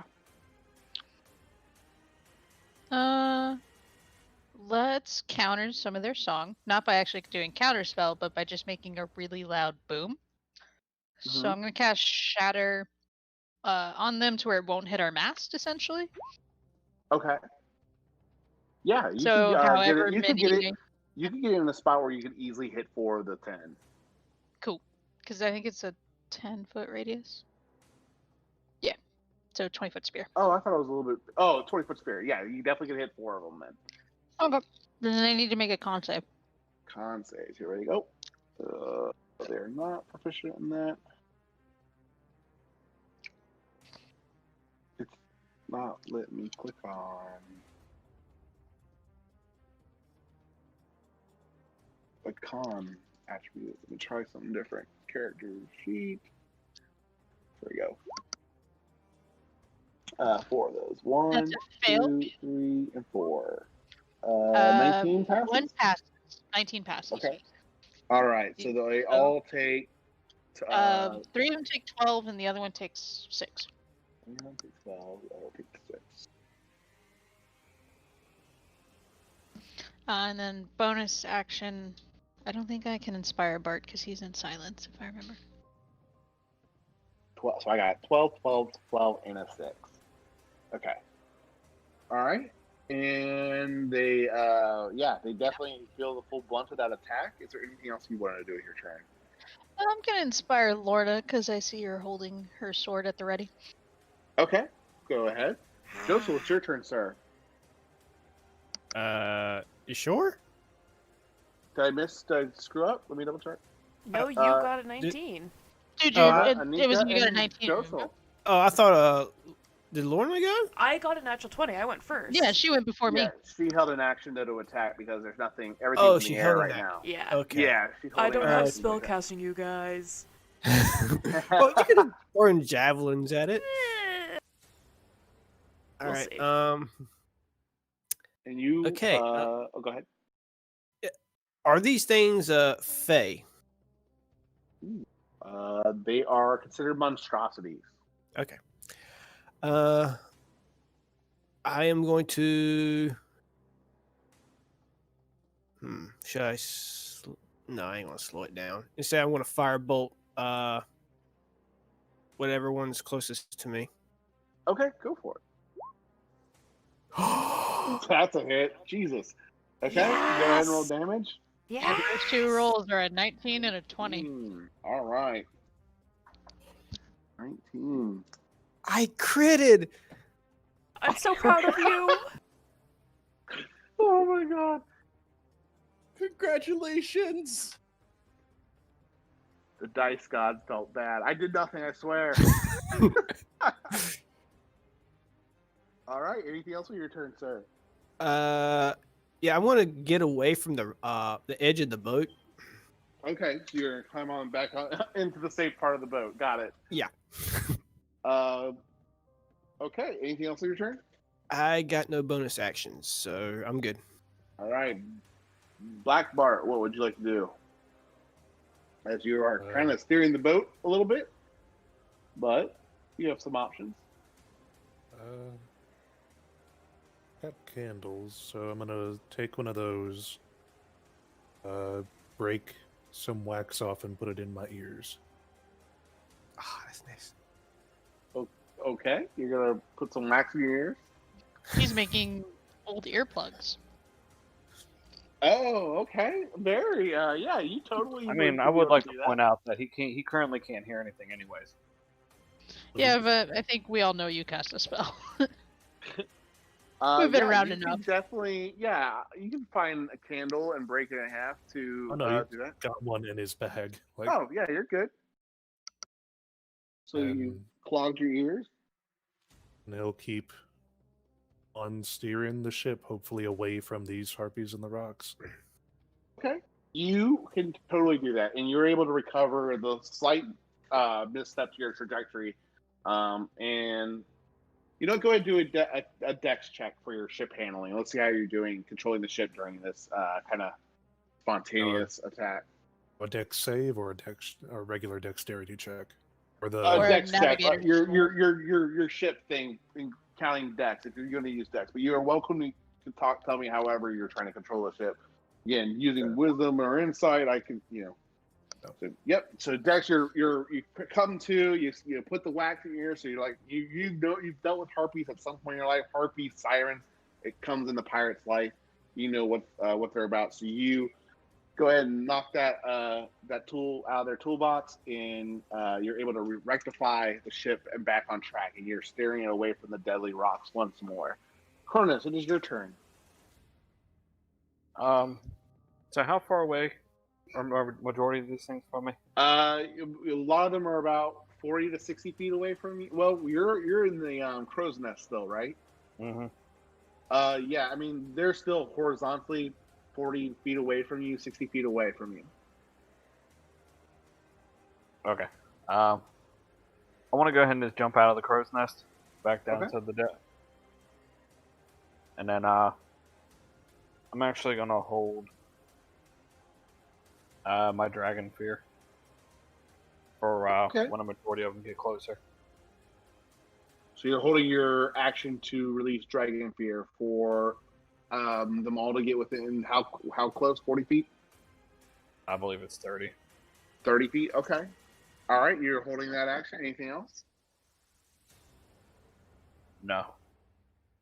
All right, Faye, it is your turn. And right now, just in my mind's eye, I have Cronus, Lorna, Josel, and kind of near the front part of the boat. And my other head, I have currently Bart and Bart in the back, kind of steering the boat. Anika a little bit by Bart, kind of more mid part of the boat. And Josel, I'm sorry, you're in the front too. Whom I'm forgetting someone. Bart steering, Anika's in the middle, Lorna, Josel, and Cronus are at the front. You're forgetting Faye, You're Faye. forgetting me. I'm so sorry, Faye. who is probably not that far from Anika considering everything. Yeah, I imagine Faye, you're mid. Oh, actually, no, you ran back towards Bart, and you did not get charmed. So I would say you're probably middle to further back of the boat. So you guys have a different set of people kind of dropping down around you, and Josel, Cronus, and Lorna have different harpies dropping in around her or surrounding them. All right. Although I How- would have to be near the front considering I counter charmed for Lorna and Josel. Okay, fair enough. So it's just Faye and Bart to the back. I'm just trying to keep it simple again. Bart and Faye, you guys are in the back, and then the other four of you are more towards the middle, the front of the boat. I'm just trying to make sense of where the harpies are gonna, descend upon.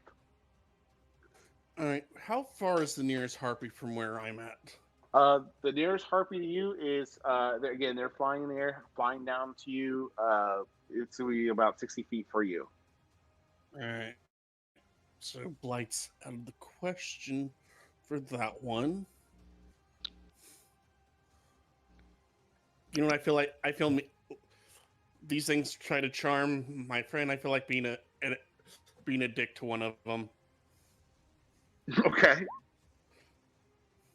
Make that wisdom save Wisdom. Here you go. on one of them. Nope. All right. Uh-oh. That one is afraid and is taking quite a How bit much of damage. 32. Oh, it's 32 points of damage. Okay. Yep. I'm gonna keep maintaining concentration, but I'm gonna go into the realm of silence, and I'm just gonna look at that one just as it's probably panicking in the sky. Oh, it's screeching in pain and grabbing at its head as it's just destroying him from behind within. What? I Jeez. kind of want to know what it's seeing What it's seeing? because It sees its fears, its nightmares. It sees Yep. it sees its nightmares. It doesn't really. You won't be able to tell what it's seeing. It's just that it is seeing its nightmares and it's panicking. Are the others around it kind of looking back at it? What's that? Are the others that are near it kind of looking It's- back at that one as it just started screaming? Yeah, they're reacting to the song that they never, that's not normally sang by that harpy. All right, that is me. Okay. And they are frightened, right? And when they're frightened, they must evade, or is that just that they can't approach you? They can't closer? come closer. At the end of their turn, they can attempt to make the save again. But on failure, they take damage again. Mm-hmm. Okay. So on their turn, the one that you just hit with that attack and frightened, it's going to be definitely rattled, and it's going to fly back towards the mountains, or to the mountains again. I keep calling them mountains. What do they call those rocks that stick out of the water? Cliffs. You want to go ahead and make that one's wisdom save? Does it have to make another wisdom save to fly away from you? At the end of its turn. end of its turn, it has to make the save, or it takes more damage. Oh, okay. Wisdom. How much did it take this time? All right. Take 19 this time. And it crashes into the sea dead. Okay.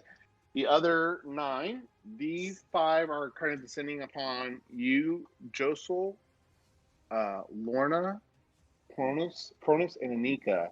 1 is going to come after each of you guys, and 2 of them are going to descend. Actually, you did the shatter spell, right, Anika? Uh-huh. Yeah. The 3 of them are charged, are actually coming after you. The other 2 are going after Lorna and Josel. All right. Well, once they get close enough, I'm using my dragon fear. Okay. Go, and that's a 20-foot sphere, right? Or 30 feet of me. 30 feet of you. Okay. You will definitely be able to get the ones coming towards Lorna and Josel. You probably are only going to get one of the ones going after Anika. So go ahead. What's the wisdom save, right? Wisdom save. Wisdom Here's for Josel. He failed, so he is frightened. She's frightened. Thank you. The other one is frightened from Lorna. Awesome. And this one's frightened from Anika. So we got 5. Yeah, they're all frightened. So they all have disadvantage, and they can't approach you. But hold on, if you did that as soon as they got into range, they would never get close enough to Lorna and Josel. Well, they can't go closer to the source of their fear. But he did it as soon as they were in range of yeah. his spear. So they did it. So they can't move closer to Uh-huh. him, and you're within the spear. It's fine. They got disadvantage. No, they can't approach, right? They can't. They're Yeah. frightened. So unless they have a ranged attack, they can't do anything. Correct. So they are okay. Then those 3 are going to, or I'm sorry, yeah, those 3 that failed are going to fly away. The one that was coming after you, Anika, it didn't even have a chance to get to you either. The other 2 will get up to you, Anika, the ones that you hit originally with your shattering spell, and they're going to try to grab you. So I need an athletics or an acrobatics check against that. Okay. Okay. We're going to do, what's a better one? It's a +1 either way. Let's do Dex. Yeah, Okay. I rolled real low. The first one will grab you, and it will use so you are considered restrained, or no? Is it restrained, Grappled. or you just have to grappled? So Grappled. any attacks against you are at advantage, right? No. No, that's restrained. Grapple, I just can't move. Restraint has all those advantages. Grapple didn't really do much. Grapple, your speed becomes 0, and you can't benefit from any bonus to your speed. Yeah, so I can't move. That's pretty much it. Yeah. Okay.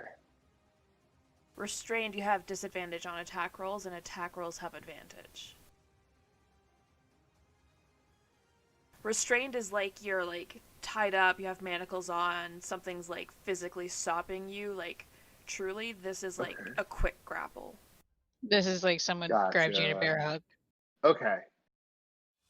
Then this one is not going. These 2 are not going to grapple you. Well, shoot, I already said it. I already said they were grappling, so it's too late. It's going to use half its movement that it has left, which is only 10 feet left because it already used the most of it to get down to you. So it's going to move to the edge of the boat while grappling you, while the other one starts to rip apart at you with its claws. So here comes 2 attacks with its claws against you from the other one. So 1 and 2 both miss. Rude. And that's what's that? No, they miss. Yeah, 6 and 4 both miss. And then the next one, let's see, I'm just making sure. So we've taken out 4 of them with your frightening crap. So 4 of those, and then the other 1, 2, 3. 4.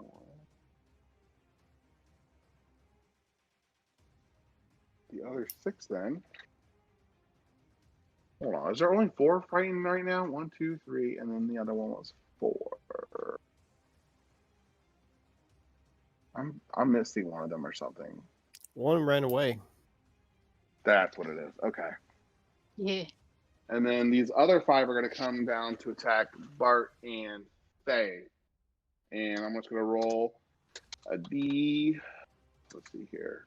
2 of them are going after you, Bart. 2 of them are after you, Faye. Let's see. 2 will be for you, Faye. 1D2. So 3 after Bart, 2 after Faye. Oh, Faye is So- AFK. Okay. So these are going to come swinging down, or coming down at Faye. They're going to make 2 attacks at her. +3 would be so 1, 2, 3, 4. So only the 23 hits Yep. for 13 points of damage. I'll go ahead and update her sheet for.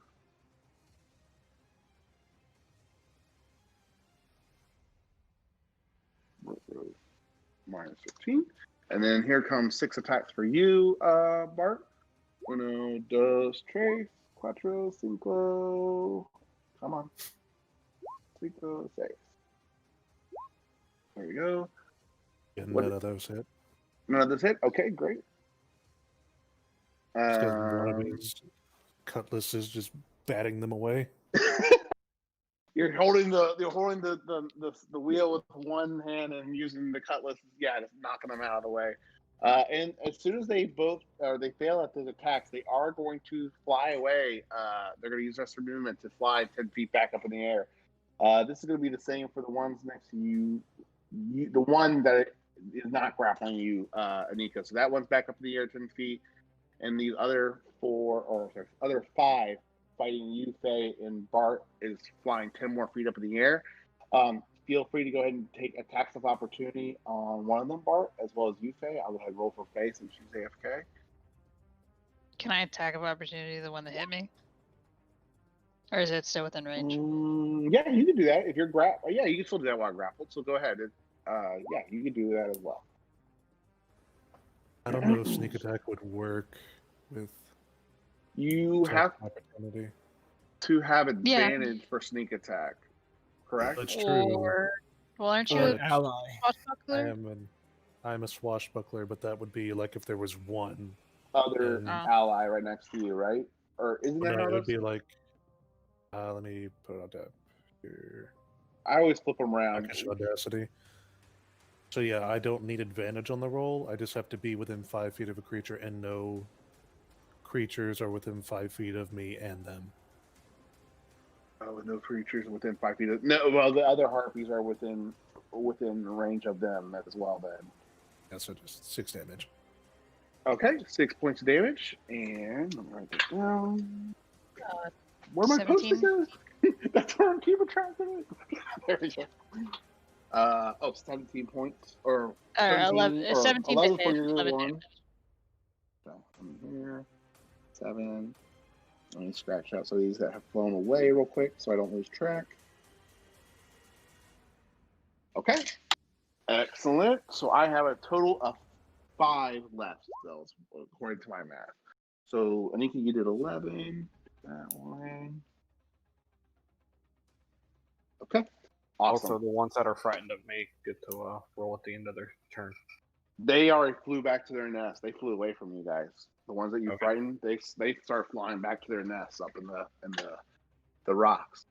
That brings it into their turn. Lorna, it is your turn. Okay. Are there any within, like, ground distance that I can run to and hit? There are some about 10 feet off the deck, but they're not within 5 feet of you. Yeah. No, they- not they within flew 5 back feet of me, up. but like 5 feet of the deck. They're like on deck. No, they all flew. Oh, well, the one that's grappling Anika. I'm sorry, the one that's grappling Anika just moved 10 feet closer to the edge, and you could definitely run I to will her. run up there, and I will reckless great weapon master that one. Twice. Okay, go for it. 22. Oh yeah, that is. I don't think he said 25. 25. I think that might kill him. Let me see. No. Let me see. Yeah, there he. Let's see. I already hit 30. them. You hit it for 11. You did it for 25. That would be. Oh no, I didn't hit that one. I hit a different one, but yeah. The Oh, one that's that right. flew off. So 25 plus. Okay. It is still living. Okay. I bring it down on his back once, and I'll bring it up again one more time. Reckless Great Weapon Master. Okay. Yeah, go for it. Oh, That's a hit. Oh no! Wait, what? Yeah. That's Well? a hit. Herpes, man. The Harpies, Okay. man, they have AC of 11. Oh damn. 26 then. Now it's dead. Cool. I just kind of. Just before it drops me, can I Misty Step out of its grip? Onto the ship? You're welcome to. You are wait. still on the floor. You're Okay. not in the air right now, Anika. So Oh, thank God. You may Misty Step if you'd like. Never mind. If I'm not over the water, I'm just gonna stay here. No. That's why I was kind of like, would he grapple you then, or wait till next turn because he can only get 10 feet movement away, and that's not enough to get you to over the edge of the boat, you know. Yeah. So, I'm sorry. Go ahead, Lauren. Anything else on your turn? And there's no more within my reach on the boat. Okay. I don't think. So, no. Actually, can I get, like, below any that are kind of in the area? You could definitely go move to the back of the boat where, the other 5 had been descending upon Josel. Like, you see Yeah. you see, like, 5 harpies kind of hovering around the air by Josel. Yeah. I'm not Josel. Bart. Bart and Faye. Yeah, I I'll don't know. scoot I'm having a over hard time there. keeping track of it. Okay, go for it. Yeah, I'll do that, and I think that's my turn. Okay. Nika, you are no longer grappled. You're on the ground after a familiar red-headed lady ran by and smash with her greatsword. Ah! So I'm just gonna gingerly step over the dead harpy. Aim for 2 of them that are still in the sky around us, and Eldritch Blast 1 apiece. Okay, go for it. Oh, I just forgot. It's okay. I'll do it next time. Okay. There it is. Boop, boop. Yeah, both hit. 4 and 14 total. Yeah, 4 to 1. Same with 10 the to same one? other. Okay. No, they're 2 different ones. Trying to make them run away. Because I'm assuming predators know when not to attack. They are opportunistic. That's you. Yeah, I think you're. At least, probably Bart's character would probably know that. I don't know. You guys probably know that too. You're a bookworm. Josel, it's your turn, sir. All right. I'm going to move over to where Anika was, because if I'm not mistaken, there's still one 10 feet above her. Correct? Oh, Yes. yeah, Yes, shit, there I is. forgot about that one. Oh, damn. All right. Yes, there are a total of 1, 2, 3, 4, 5, 6. Oh no, 5 left because Lauren just killed one. 5 left. I'm going to go over to by Anika, and I'm going to lightning lure that one that's 10 feet above the deck. Okay. It needs to make a Okay. strength save. Hey, damn, you guys are fucking butchering these poor little harpies. They started it. They don't They know that you're. asked for it. They don't know that you're Karuda. They started it. What did she? I'm sorry. Wisdom Strength or save. strength? No, strength save. Holy crap! Fails. They got pretty close, so right. I'm okay with that fail. He All right. gets pulled to me and takes 9 lightning damage. Okay. And I'm going to use my bonus action to swing at him with my sword. All right, go for it. I just hit. You hit it. Let's see damage. 7. And you kill it. Yeah. Guess what? Go, Josel. Fuck yeah. I'm dropping Orc, and I'm taking Monstrosity. Ooh, okay. All right. How does the blade? You want to describe how the blade changes or looks now? It starts to get like this leathery look to the blade, and where the edge of the blade is, it's like teeth starts to form out at the edge of the blade instead of it being metal, and you can see like sweat drops and like a vein pulsating and stuff, like it's a creature. Oh. So many questions. Okay. Anything else on your turn, Josel?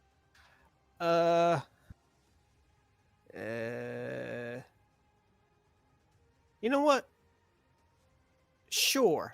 I'm going to action surge, and I'm going to let's Ray of Frost one of the harpies over by Faye and Bart. Doesn't matter which one. I'm just going to try to slow him down. Okay. All right, I'm pretty sure 17 hits. Absolutely. Takes Or 7 7? cold damage, and its speed is take 10 feet from its speed. All right, I'm gonna do this fairly because they all have random health, and I don't want to just choose one randomly. So a D3. And the 3 would be the one that already has 19 points. Well, I guess would you target the weakest ones, or would you target like the bloodier ones, or would you target the ones that are not so bloody since you're trying to slow them down? The one not so bloody, so it'll slow down. Okay. All right, so then there's no reason to roll that. So 17 definitely hits for 7. That is going to bring him to 17 health points of damage. I'm sorry. I do plus. I don't subtract. I add them up to the total health points because I'm not good at math. Adding is way better for me. Anything else, Josel? That's it. All right. Black Bar, what would you like to do? There are no harpies within range, correct? Not within melee range, no. Nope. And I'm going to keep on steering this boat. Okay. Cronus, what would you like to do? You're about middle to front of the boat right now. I'd like Several to go ahead. harpies turning tail to fly away from you. Pretty much just run back there towards Bart and just hold an attack if one gets close enough. Okay. All right. Pretty much, if it's 10 feet away, there's nothing I can really do. Mm-hmm. Okay. Faye, anything else from you then? How close is the nearest one to me? There are 3 harpies flying from you. If you're not standing right next to Bart, but you're pretty close. They're within 20, 30 feet range of you. They're just Okay. They're 10 feet off the deck, but they're probably 30 feet away from you. I'm put Hex on one of them, and then I'm gonna start blasting. Start blasting? All right, let him have it. Let's. Which ones are you shooting for? They all look fairly bloodied, actually. Now.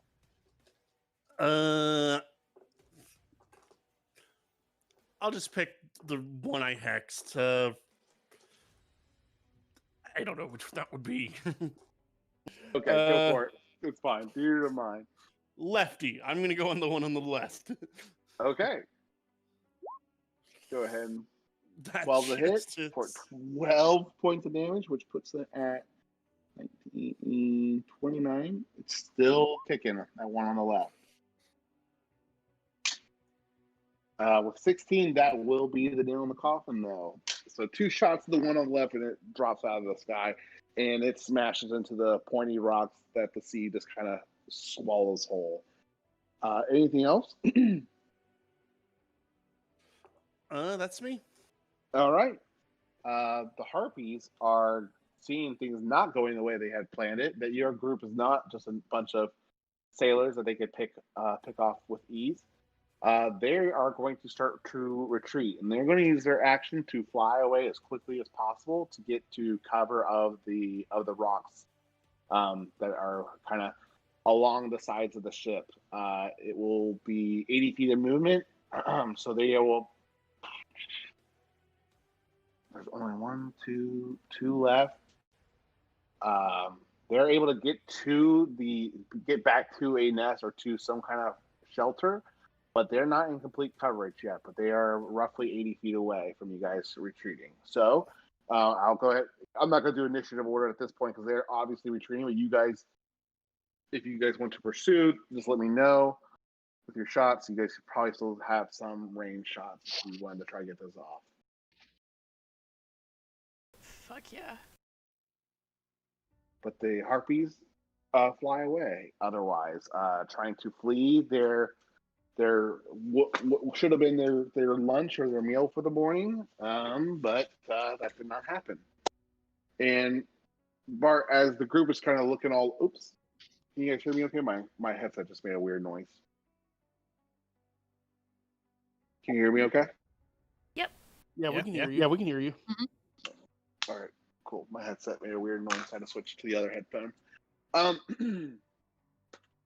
So Bart, you get the ship back under control through the chaos, and you're getting through the final parts of the path, and you make your way into a slightly calm cove before it starts taking you into this inlet, into this island a little bit further. As you guys take the ship into that, is there anything you guys want to do or decide or discuss before entering this little inlet, which takes you further into the island? Out of character, did we decide displacer cloak? Who wants it? Oh It's yeah, a free Bart, do you item. want the displacer cloak? What? You want to make yourself harder to hit, pirate? What? What? He's got earwax in his ears. That's right. Yeah, I forgot. I forgot about. I'm gonna I cast kinda like- prestidigitation on the earwax to clean his ears. Oh. Well, it's candle Ugh. wax. It's Yeah, candle wax. You put I'm in just there. It's gonna now reach up earwax. and pull one of the. I'm gonna reach up, pull one of the earbuds out, and yell in his ear. You want a cloak of displacement or not? You know what? You guys start to do that, but he passed through a shadow and he turns into a skeleton and just fall out for a brief second. Oh. Ugh. Oh, I'm sorry. there we are. Go ahead. Whatever you. I'm sorry. What was it you were saying? Cloak of displacement. Do you want it? Hmm. And if nobody else wants it, I suppose I could take it. Sure. You kind of are more up close than I am, so go for it. Thank you. I'll add cloak of displacement. This is, I think, where the DM Super. starts to get concerned that the rogue has boots of speed and a cloak of displacement at the same time. He also has a cloak of elven kind, mariner's armor. Yeah, it's not. and The cloak of Tight displacement is eagle it is attunement though. Let me see what I've got that requires attunement. And At least the cloak. you'll only benefit from the properties of one cloak at a time. Mm-hmm. What you do is you take that cloak and you put it on the sew it them to together. the other cloak, and then you can You like can turn it flip it. inside out. No. You know, you have met some in contacts with enchanters, and your what do you guys, Victor, who's offered to transfer. We may items, actually be able to do it. properties. It would be probably difficult to combine two enchantments in the same cloak, but you definitely probably do something with it. I don't think I've got anything else that requires attunement. No, wait, the Kind the of. boots require. Yeah, the boots require attunement. The treads of Restel. So You can wear those boots without the attunement property, but you won't get the benefits. But you'll get the benefits of wearing a relic item around your comrades. I don't think you were here, Chester, when I was kind of going over there. I tried to go through everyone's item cards and give you a little bit better description of what the mechanics were around that. Having to be within so far from your other relic wearers. Right. In that case, how about I treat you? And he'll take off his cloak of elven kind and hand it off to Anika. Oh, what do you? The elven kind cloak? Ooh. Okay. You give it the card, just give it Oh, double Bart. damage. It's almost like you're just asking me to cause more trouble. Oh no. She's like, I go No invisible, asking right? been done. No asking been done here. Just encouraging. I like you, pirate. You Good know call. what? I think that's a great call. All right. And as you guys are discussing kind of belongings and making your way into this, are you good on attunement slots, Bart? Just for my own mental check in, or do you have? Are you at the 3 now? He is at 3. Okay. So yeah, you guys just keep track of that stuff and let me know. I don't think we've had that issue, but as we get more magic items, it might be something we have to. But I don't think we have that problem. So We'll be all right. yeah, I think we'll be fine. So as you guys enter this inlet, you start to see boats, wreckage, kind of strewn about as you guys start to come through, and you see where the cliff sides of this that the water kind of navigates between is made out of houses. There's catwalks, there's bridges, and other just crudely fashioned structures out of wreckage of previous ships. You see that there's some stores or some bars as you're kind of sailing down that have that they're made out of the backside of a ship. And actually, let me move you over here to this page. Did I already move you over here yet? And I think I did make this handout already available to you to kind of get a visual ahead of time. Let me double check. Western Kingdoms. Nope, that's not it. Recent locations. Espa. I already did share it with you, but I'll go ahead and do this too. But you already saw all that. So,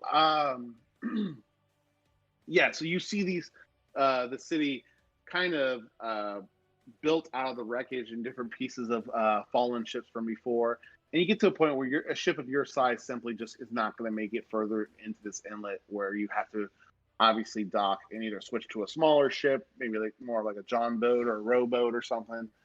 But you guys do find a place to make port, and what would you guys like to do as you start to see some commotion, some pirates glancing at you as you approach? You are are you have the flag flown right now, Bart? Too? I'm sorry, that's still flying. He does. Okay. Okay. So some of the people immediately don't start to react, but you will see some of the older pirates and stuff catch the attention, and there's some commotion about this ship arriving, and you start to see a few more men have interest and start to descend to the docks to see who the new visitors are. As you guys tie off and you make your way onto the docks, you will see that there are quite a few different people, different walks of life around you. Primarily half-orcs, some humans, an occasional elf here and there. It seems to be a half-elf, though. No high elves or anything like that so far at first sight.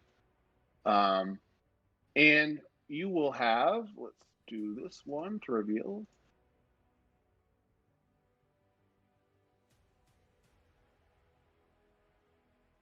Here, so just a little bit of a look at more things that you're seeing. Just that kind of mixture. Again, there's some half elves, there's some half orcs around, and you will be approached by a few. Like that's a that's a flag that not many fly around.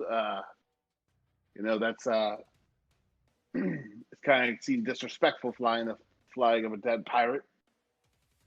Do I look dead to ye? He kind of chuckles back at you. Are you saying that you're Black Bart himself? How embarrassing! Allow me to introduce myself. I'm Captain Barbosa. Yeah. And this is clearly not Barbosa, right? No. This is some guy clearly making fun of you because he thinks you're lying to him, and you're flying under dead colors. Essentially, he doesn't think you're really who you say you are. Bit of a joker, are ye? I deal with the facts, and I know Bart went down hundreds, I know that this flag hasn't flown for a very, very long time. Aye, because I was swallowed by the Kraken. I was there and watched my ship go under with me crew when we fought against the Empress all that time ago. And I remember seeing you, I remember seeing your father, being a twinkle in your grandfather's eye when he went down under. Get back, though, I see. Do a persuasion check. I just want to see how convincing you are to him. Oh, damn. Reliable talent. Yeah. Not that you needed it. I do need it. It's for an ability later on. That's true. Just not for that one.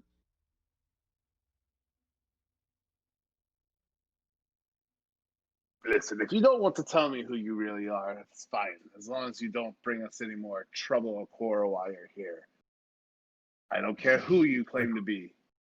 The only quarrel I have be with the real Barbosa. Now out of me way, lest you intend to tell me where the council chambers are. He just laughed. You want to walk right into the council chambers. Have a good day in Shipwreck Cove. And he points up, kind of way up over your shoulder. You see these catwalks that kind of go back and forth across the river that you guys went.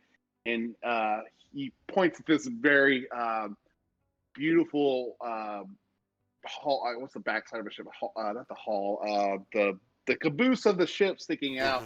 And it's, it's got these beautiful sculptures. What is the like mermaids that have the wings on them? So I guess like a siren on the front side of the ship, and it's quite a ways up. And from judging from the size of this would take an extreme amount of effort to kind of get it up in this as high as it got in the size of that ship. But he kind of points you in that direction. He's like, "Good luck getting an audience with him, Mr. Roberts." And then he will kind of walk away from your group, unless there's anything else anyone else wants to do or ask before he does. He also was clutching his coin pouch. Oh, yeah. Okay. Yeah. A group of red gypsies, my coin pouch is never that accessible. Stay your hand. We're pirates, not thieves. We don't skulk in the shadows. We take it from you in front of your face. Yeah, they're just gonna try and fight you and then take it from you. You know, Maybe the back in your honorable day. way. That is They possible. might have more honor back in your day, but I don't know about pirates these days. It's not honor. It's intimidation. Let's get up there. Right. So you guys start making your way through the street. Oh, sorry. I didn't mean to interrupt you, Faye. Go ahead. I was just saying, right. Let's get going. All right. You guys make your way through the streets, across the catwalks to get you higher and higher. Along the way, you're going to see all sorts of walks of life. Again, more of the half-orcs and humans and half-elves are prominent races that you're seeing around here. At some point, though, you're going to walk by a half-orc that has a red bandana tied around his head, and he's got a massive parrot on one arm and a lemur hanging off the other arm, and he's shouting out, he's like, "Pets for sale, exotic animals, all from all over Fantasia.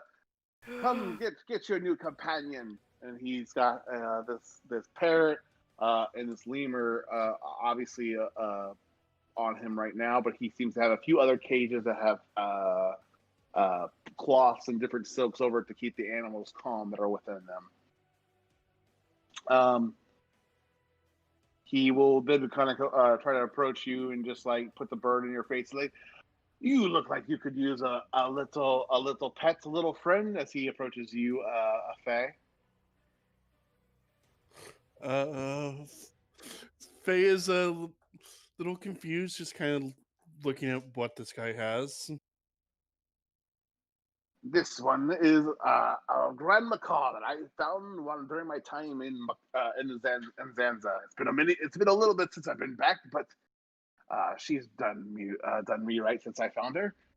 And then he'll, or perhaps you know what? You are a delicate. You seem like you might have enough talking in your life already. Perhaps the lemur, and it's just a little kind of lemur he kind of gestures out on his other arm. What are you looking for? Maybe there's something else that I have that I've found in my travels. During this time, you guys will also see other walks of life. You're seeing, obviously, some people that are like prostitutes walking around. Anika, you'll notice a very obvious exchange of coin for some kind of substance in being transferred between people. There's all sorts of different activities happening in this current corner of the world that you're in. What do you say? Do we have a deal? 50 gold for the parrot. Weren't you trying to sell her the lemur? Oh, the lemur. The lemur, I'll take 50 gold for the lemur as well. Out of character, Drew, I want to say yes, but in character, I don't know. 50 gold for He a- looks over at you, Curtis. He's like, what about you? What are your friends? Is anyone looking for some companions? Wait, does Justin Bieber need a friend? Does Justin Bieber need a friend? Hey, would you like to buy Justin Bieber off of us? Hush, Lorna. Excuse me. Where did you even get that fucking creature? I got it back at that festival. You all remember? I never went to a festival there. I don't know what you're fucking talking about. He looks at your beaver and he's like, I'll give you 1 gold piece for the beaver. I mean, clearly this beaver is worth 50 gold, just like your damn parrot. I think I can get the beaver anywhere before I can find another parrot, especially right now, getting back to Zanza. Parrots fly, beavers don't. No, but beavers can be rather annoying with wood, can't they? Exactly. I don't need a pest. No one wants to buy a pest. Well, that depends on what you're using it for. Guys, we could terrorize so many pirates with Justin Bieber. Oh god. Oh Y'all. God. I can see it now. Like, it's like, what's that over the overboard? It's like, it looks like a beaver approaching us. It's just like this one lone beaver slowly swimming to the ship. 9 on the ship. I know. Sir, I'm taking water.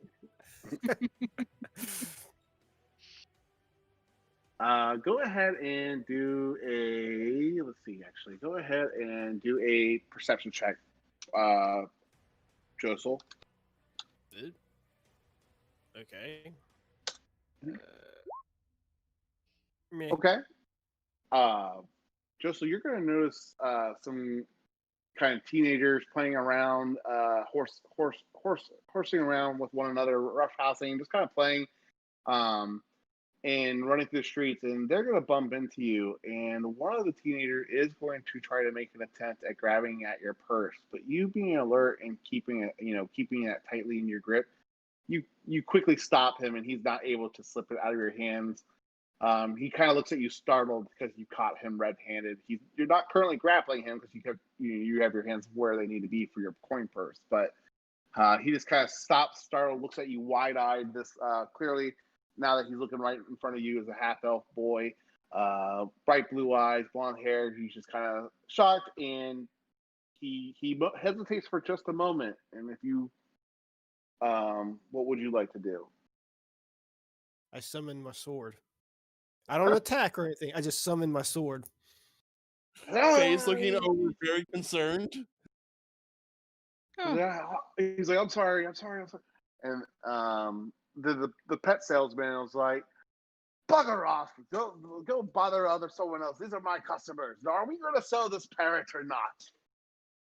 I don't really think it has any use, and it'll probably die by the time we actually get it, so I'll probably find other ways. I mean, considering we're about to go north, south, east, west, literally all the climates. Aye. Probably I think it parrot, would not the survive best choice. traveling with us, unfortunately. What's the largest It's animal a nice you have? bird. The largest one? Aye. The Well, largest animal I have? Aye. The most I have quite a few large ones. I would say the most dangerous. Well, dangerous is, I guess, a subjective word. Have you seen a tiger before? And he'll kind of pull back a curtain that revealing a little bit more of a deeper shop with more cages with cloths and fabrics. And you're hearing all sorts of different animal calls and cries coming from within there. Not cries, I guess but there are definitely some animals that are in distress. They're not there willingly. I don't want this anymore. Lorna will scoot up the cage like she's never seen a fucking tiger before. Yes, she has. Yeah, you saw the last one. Right. Yeah. Yeah, we have. Oh yeah, we caught one there. He'll point to the Wait, cage. Lorna, does do you lift the fabric? Yeah. So Wait, does it look like the one that we saved? Released? You have to lift the fabric to see it. I'll lift the fabric. I'm not scared. So as you start to lift the fabric, go ahead and make a dex save real quick. Okay. Is it advantage because I have danger sense? Absolutely. Yeah, you know what's behind this curtain. Yeah. So as you start to lift the fabric up to look in, you see for a moment this beautiful orange and black-white tiger. And as the moment that you take to kind of appreciate its kind of beauty and also the frightening scene that you see it contained in this cage, and it looks like it's not in the best of shape. As soon as you have a moment to feel sorry for it, you see this giant claw kind of come swiping at you to slash at whoever's kind of looking in at it as it's in a very defensive and distressed state. But you're quick enough to drop the curtain and step away and avoid the slash from the contained beast. I don't Have them all over Konsu. Man-eaters over there. Oh God. I don't think we have time to train one, Lorna. No, I was just seeing what they had, and you really shouldn't keep animals that big in such a small cage, sir. Aye, but they just ship easier this way. Aye, now that you're on land, you should take it out and give it a bigger cage. Oh, Sir? there's not a lot of room here in Shipwreck Cove, but I will be sure to make sure the new owners give it plenty of love and affection, I assure you. Oh, I really want to punch you in the face. Then do it, dearie. Let's see what the code keepers like to say about that. If I remember correctly, Lorna, don't. I look This at is the Yes, shore. Bart. All quarrels are to be handled here. Never mind. So am I allowed to hit him? Or no? What was it again? All quarrels are to be handled upon the shore. First to strike wins. It's fine. I'll find you later. I'll be here selling more pretty kitties and more beautiful birds. I don't It's so hard to play. It's so hard to play this douchebag. I know. As we walk away, I think Anika's going to go up to Bart and go, so do all settling of quarrels have to be direct, or is indirect a method? Just be direct. It needs to be done out in the open so it can be dealt with as fast as possible and there be no bad moods upon the sea. Once you're out there, you're alone altogether, and you need to depend on each other without having the need to backstab. Is both an option? Do you want to murder the man? If you want to murder the man, Of course you might not. get I just think his possible, what's it called? All of his products probably don't need to be his. either buy them Hmm, or find a way to win them from him. better option. Okay, Or I'll think. if he is shown to be careless, just to say the locks couldn't have been undone, as he left them that way. Hmm. That sounds a little underhanded. It's his fault if he keeps the locks undone. Doesn't let him is. close our shop. Good talk.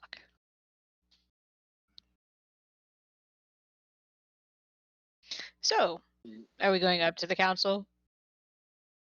So, you guys are done with the, you're no longer interested in the shopkeeper and his pets.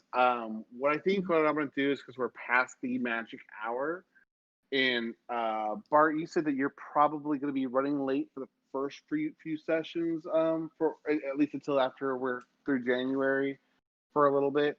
It's for the foreseeable future because, as far as I'm seeing now, it's just me closing alone. Gotcha. Okay, we'll make it work, but I don't want to run through this thing with Barbosa and like make you kind of just do it in like a few minutes here. We're at that time. So what I will try to do next session, because you guys are you just got here, you guys can kind of get familiar with maybe the location a little bit, or maybe check some things out, and then by the time they kind of get settled in next session, hopefully you'll be able to join us, Bart, and then maybe go see Barbosa, because I know that's a really important character to your character, so I don't want to do it without you here either. Does that work for everyone? Yeah. Okay, Yeah, so works we'll for me. check out. We'll explore Sounds the good. city, meet a few other people, see what other cool walks of life are here, maybe, or maybe you guys can work on getting an audience with Barbosa in the meantime too. So we'll see how it all works. Our work on getting an audience is walking in and saying, "All right, here we are." Listen up. Yep. I don't know if it's gonna be as hard. Well, I shouldn't say hard, because really the rulers have been very willing to talk to you guys like as soon as possible whenever we get to Kingdom. But that might be harder to do when you enter kingdoms that your name's not as well known.